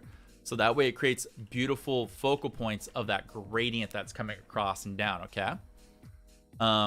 The clouds are a little messy. I actually, you know, I don't mind this area here. Not this cloud in particular, but here. So what you can do is if you want to make wispy clouds, take your fan brush and just ever so slightly just scratch them in. And we can go back with a 2-inch brush and just fade them back and in, and it's going to look like beautiful wispy clouds. However, I feel like that's not what you tried. You probably tried, because I can see they're faded down here. You probably tried to add some clouds like this, and it just wasn't working out because you didn't have anything that was a thinner medium down there. So I would thin down your white paint with like a solvent-free gel or linseed oil, so that way when you whisk them on, they're gonna flow, and you can create these beautiful little clouds that you can just have be little accents here in the sky, and that'll help out a ton. But this one, you don't need them if you don't want to, or if you want, like we said, do the whisking, or not whisking, sorry, the wisp clouds, because those are really easy. Just scratch them in and then fade on top, and then you push them as far back as you want. You can add highlights on them if you want. But the only tip I would give you is make sure you fade out your bottom. You have a cloud here. Normally clouds don't have arches to them. Look, you kind of got like these bottom arches to them, and those are frowny faces. No good. So if you're gonna add clouds, like if you're gonna do wisps, kind of just like put it flatter bottoms as you zigzag across. It'll help out. And then you can do the same thing on this. Like you could just build up, but keep this bottom flat. Okay? Now for the mountains. Now you did a good job. You did a good job, but we could fade these a little bit more. You did almost the opposite of what Jacqueline did. You took these mountains up and you kind of like brought them down and you started to fade them. But we want to fade these even harder. Really pull the color out here and here. Okay? You can even add a little bit of white. You actually did on this side. Like this right here is perfect. See how this is lighter than this side? So this by nature looks like it's even farther because there's more light diffusion on it. But we can even add to this effect by taking your 2-inch brush and pulling all this color out in this direction, okay? You should even do it right here too. So we need to balance it by doing it on this side. So that way our focal point is right here, okay? Because you can tell there's like a lot of excess color that we got here. All right, so your mountains are pretty good. Look, you got bumps, ridges, bumps, ridges. The only two problems I have is this is too straight, and that is a straight line, and then that's a straight line. So these lines, this line, and this line. Way too straight, okay? If I was going to make this mountain myself with my own hand, I would start here, no joke, or actually, no, technically I would start in mid, and I jag up, come down, jag down, go up, jag and fade, okay? I would take this, jag down, jag up, jag, jag, fade. And that's how I would create this mountain. So now, if we were gonna do the same tip that we gave Jacqueline on hers, let's use black here, okay? Let's create a scratch line. All right, so my highlight's gonna come down like that and like that. This highlight's gonna come down and like that. This highlight's gonna come down, and since farther, let's just say it fades over in here, okay? So everything on this side now is a highlight that I'm gonna pull down and across, okay? Highlight, highlight, highlight, highlight, highlight, highlight, highlight, highlight. Then let's make this blue. Now I've got shadow, shadow, shadow, shadow, shadow, shadow, shadow, shadow, shadow, shadow, shadow, shadow, shadow, shadow, shadow, shadow. Little maybe shadow in here. I'm gonna take the shadow and pull it up into here, and I'm gonna create a beautiful like gradient effect going across. And I would do that, and then I'd work out this bottom half by tapping it in so it fades, so that way my trees have something easier to stick to. So look, just like that, we created 3 ridges that's way easier to see, that I don't have to worry about as much, okay? You tried adding in... Oh, fuck, I forgot. I didn't... Hold on. Let me pull this back up.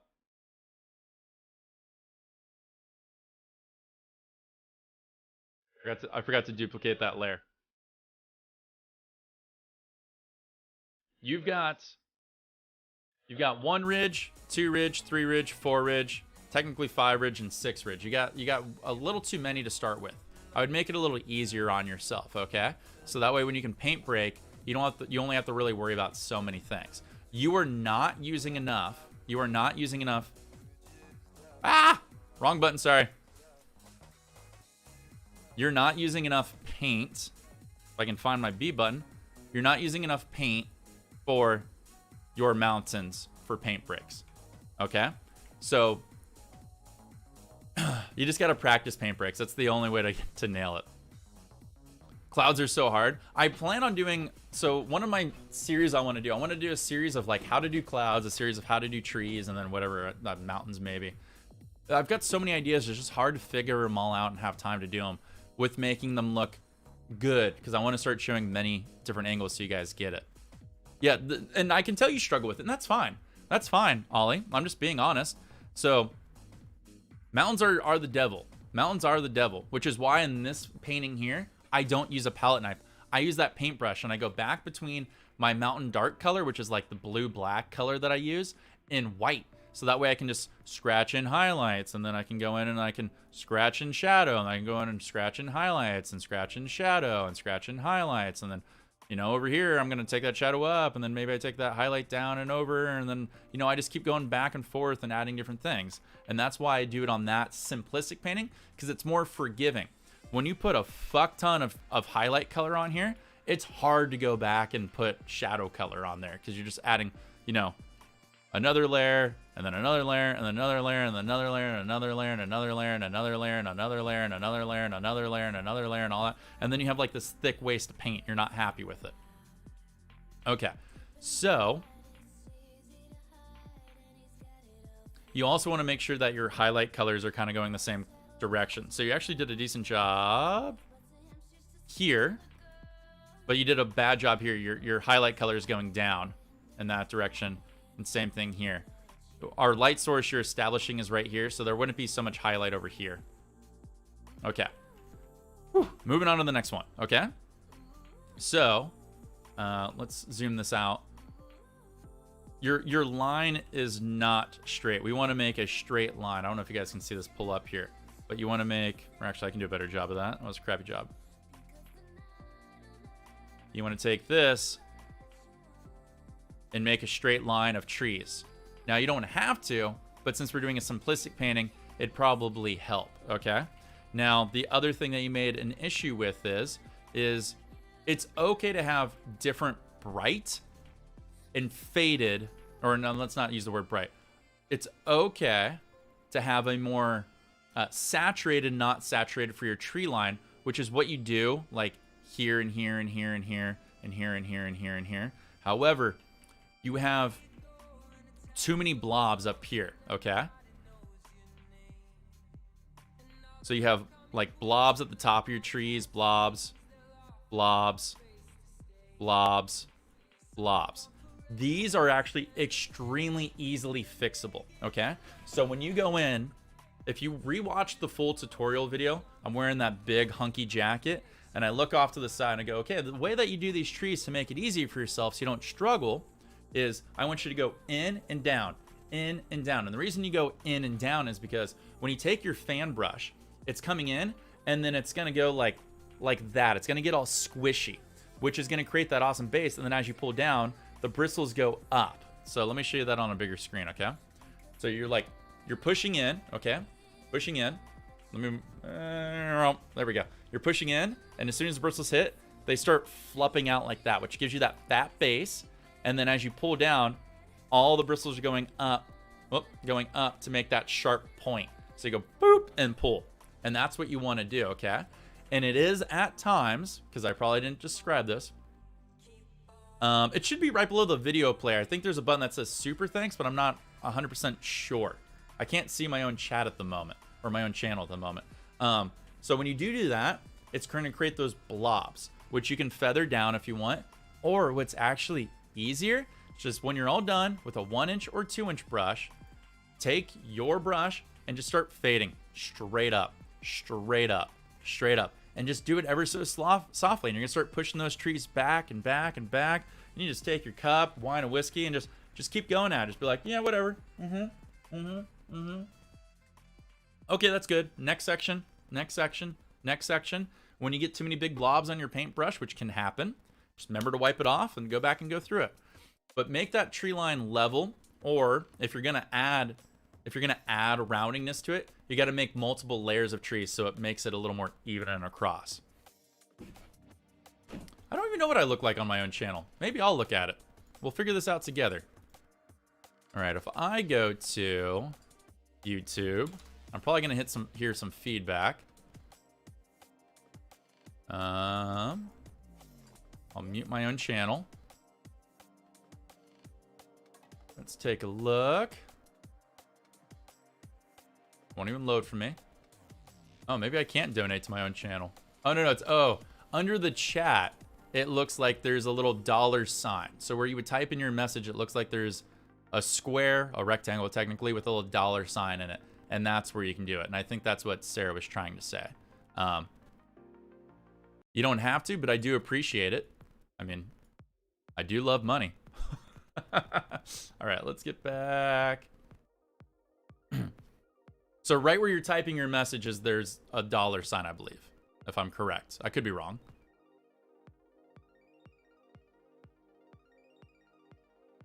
Hey, what's up, Zoid? How you doing there tonight? Okay, so now that we talked about the tree lines and, oh God, what did I hit? There we go. God, I'm getting all these buttons confused now with my other one. Okay. Oh, no, I took away my camera. That's what I took away. Boom, there we go. Handsome man's back. So now that we got that all figured out, you left a like? Well, thank you. I appreciate it, Zoid. That means a lot to me, dude. So now that we talked about the tree line, everything like that, your background land is too patchy. You didn't even establish like actual land. So what I would recommend putting in, if you want, if you're gonna do full snow, keep it white. But you see, like, it's kind of hard for you guys to see. Oops. You like you scratch through your canvas here, so there's really nothing. So what I would probably recommend is put in an undertone of blue, like with a filbert or an angled shader or whatever brush you got, and you can just go in and put in your groundwork here all the way around, all the way around. Then you can do one of two things, okay? You can go back with your palette knife and just scratch in with paint breaks on top to create a more detailed piece of land, or go again with a thinner paint, or creamier paint technically, which is what I would like to use, and use your filbert again or that angled shader and just add some strokes on top of it, and that's going to create different planes that it's going to meet into that water. Then when you do that, take a very thin, take a combination of liquid white and titanium white, about 1-to-1 ratio, mix that up very good, pull it flat, cut across, and then just put some ever slightly water lines. Where's my brush? Like all the way across where you think water is hitting the bank. Then take your fan brush and just fade these ever so slightly. Remember, those are way back there, so there's not going to be a lot of detail. And then as you work your way closer, keep using that same combination of liquid white and titanium white, and just literally come in here. I made a painting video that's very good for you that you'll love. It's called Water Lines. And I show you how I do water lines, because you can get different effects of water lines when you take your palette knife and putting paint on top or putting paint on bottom.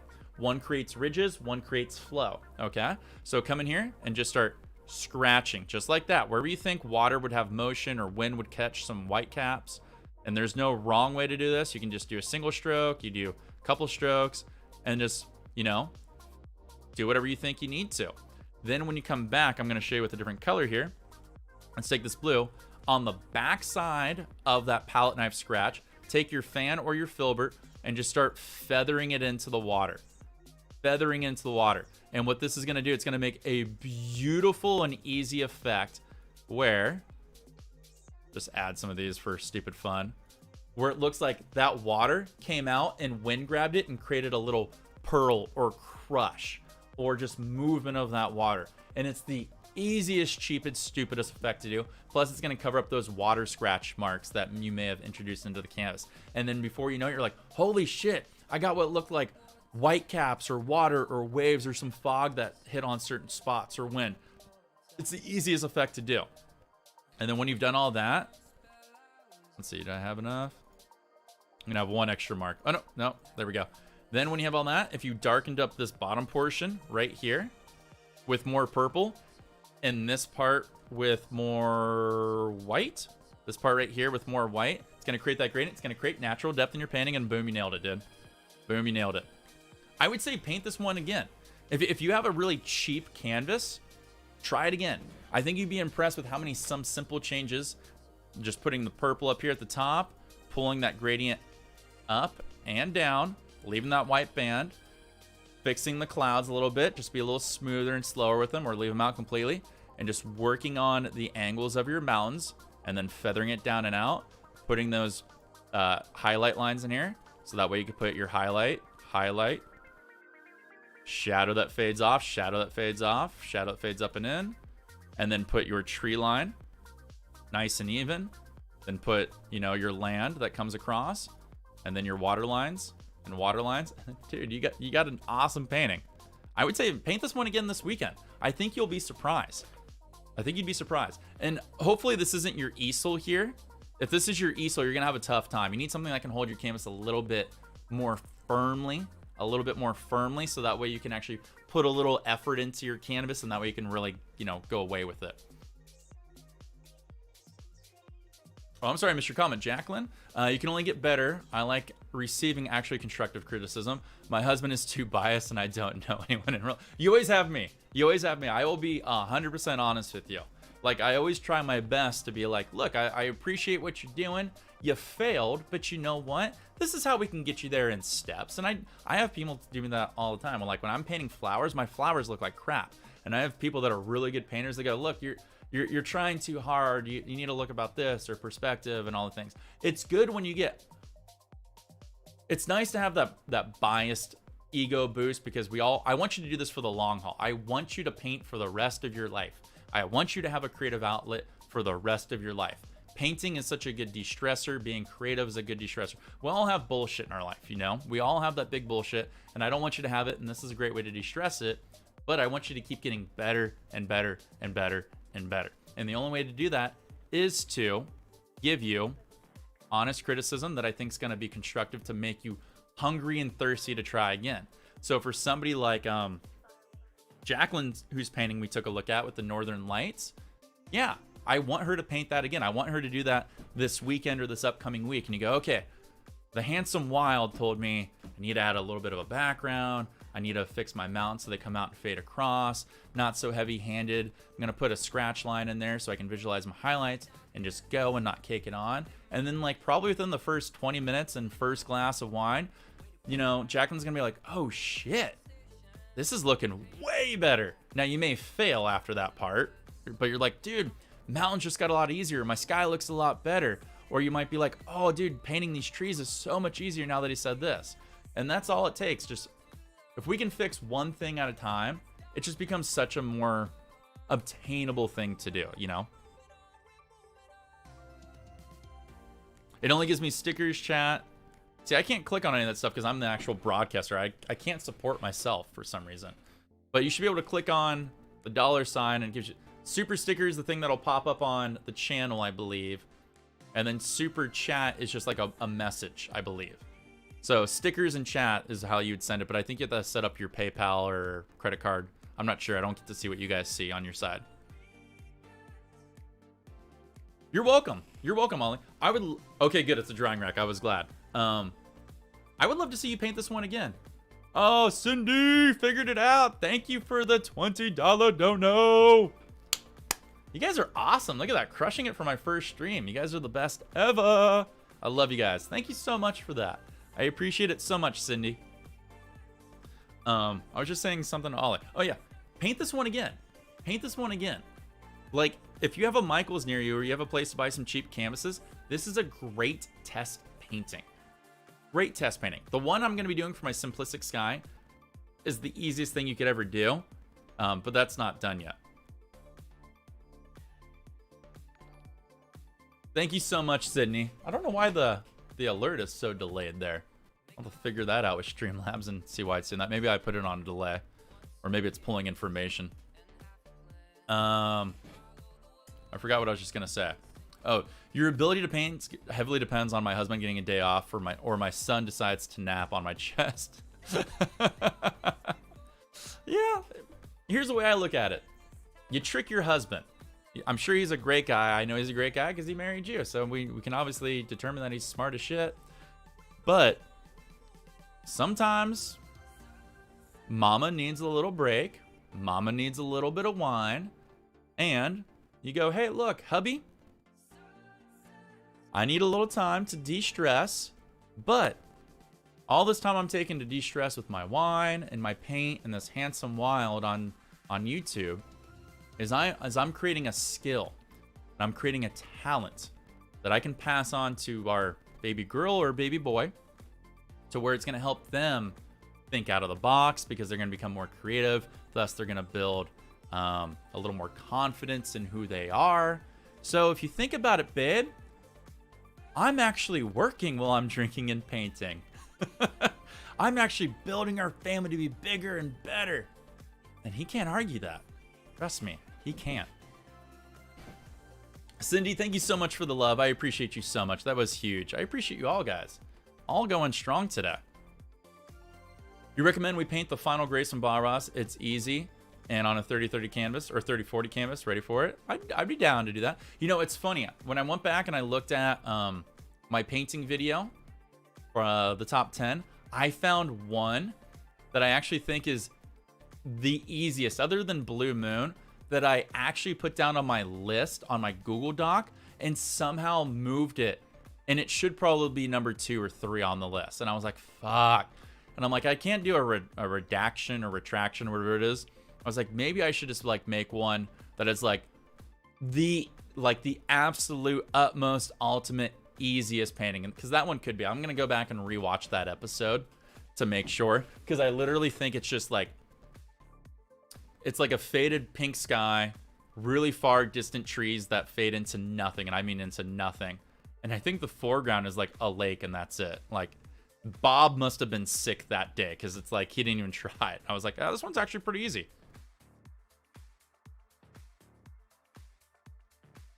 Just want to thank you for the time. You're the best. Hope to continue to stream. I think we'll try this again. I'm thinking the consensus is everybody seems to love it. Hi, Lou. Thank you for turning in too. I'll have to figure out how to make people mods. I'm not sure how to make people mods yet. I'll figure that out because that way I can have one. I got to put commands and all that stuff on here. They do have a bot. I didn't have a chance to connect anything fully, Hilo. And I was also a little bit confused of how to disconnect Twitch so that way my Twitch alerts wouldn't go off on my YouTube. So I'm still kind of figuring some of the things out because at first I kept getting YouTube or Twitch alerts on here and I didn't want that. So I think what we'll try to do is, if you guys really do genuinely enjoy this, we'll probably do it once a month. I'll review YouTube member artwork, helpful tips, tricks, and then maybe I'll show off a couple of videos or ideas and bounce some ideas of what you guys want some help with so that way I can make videos about it, you know? And then we'll go from there. But I appreciated this a lot. Thank you guys for showing up. Was very worried nobody would come. Thank you for all the super chats, super stickers, the donos, the fun, the memberships, all that. You guys are a blessing in disguise. I'm going to use that to go get myself an easy lunch, I guess. Then I'm going to do some painting. I'll make sure to post some pictures. If you want to become a YouTube channel member and keep up with all the cool things that I post or have access to the paintings before they go live, I usually try my best to post them 1 day or 2 days in advance so that way you guys get a little sneak peek. You can become a YouTube channel member somewhere down below the video player, or if you're watching the VOD, you can do that. It all helps me. All the funds go right back into buying more artwork to make more content for you guys. But thank you guys so much for showing up. I don't know how to toss the love. I will figure out ways to make this stream even better. But until next time, thank you so much for tuning in. And of course, peace. Take care and have a great day, everyone.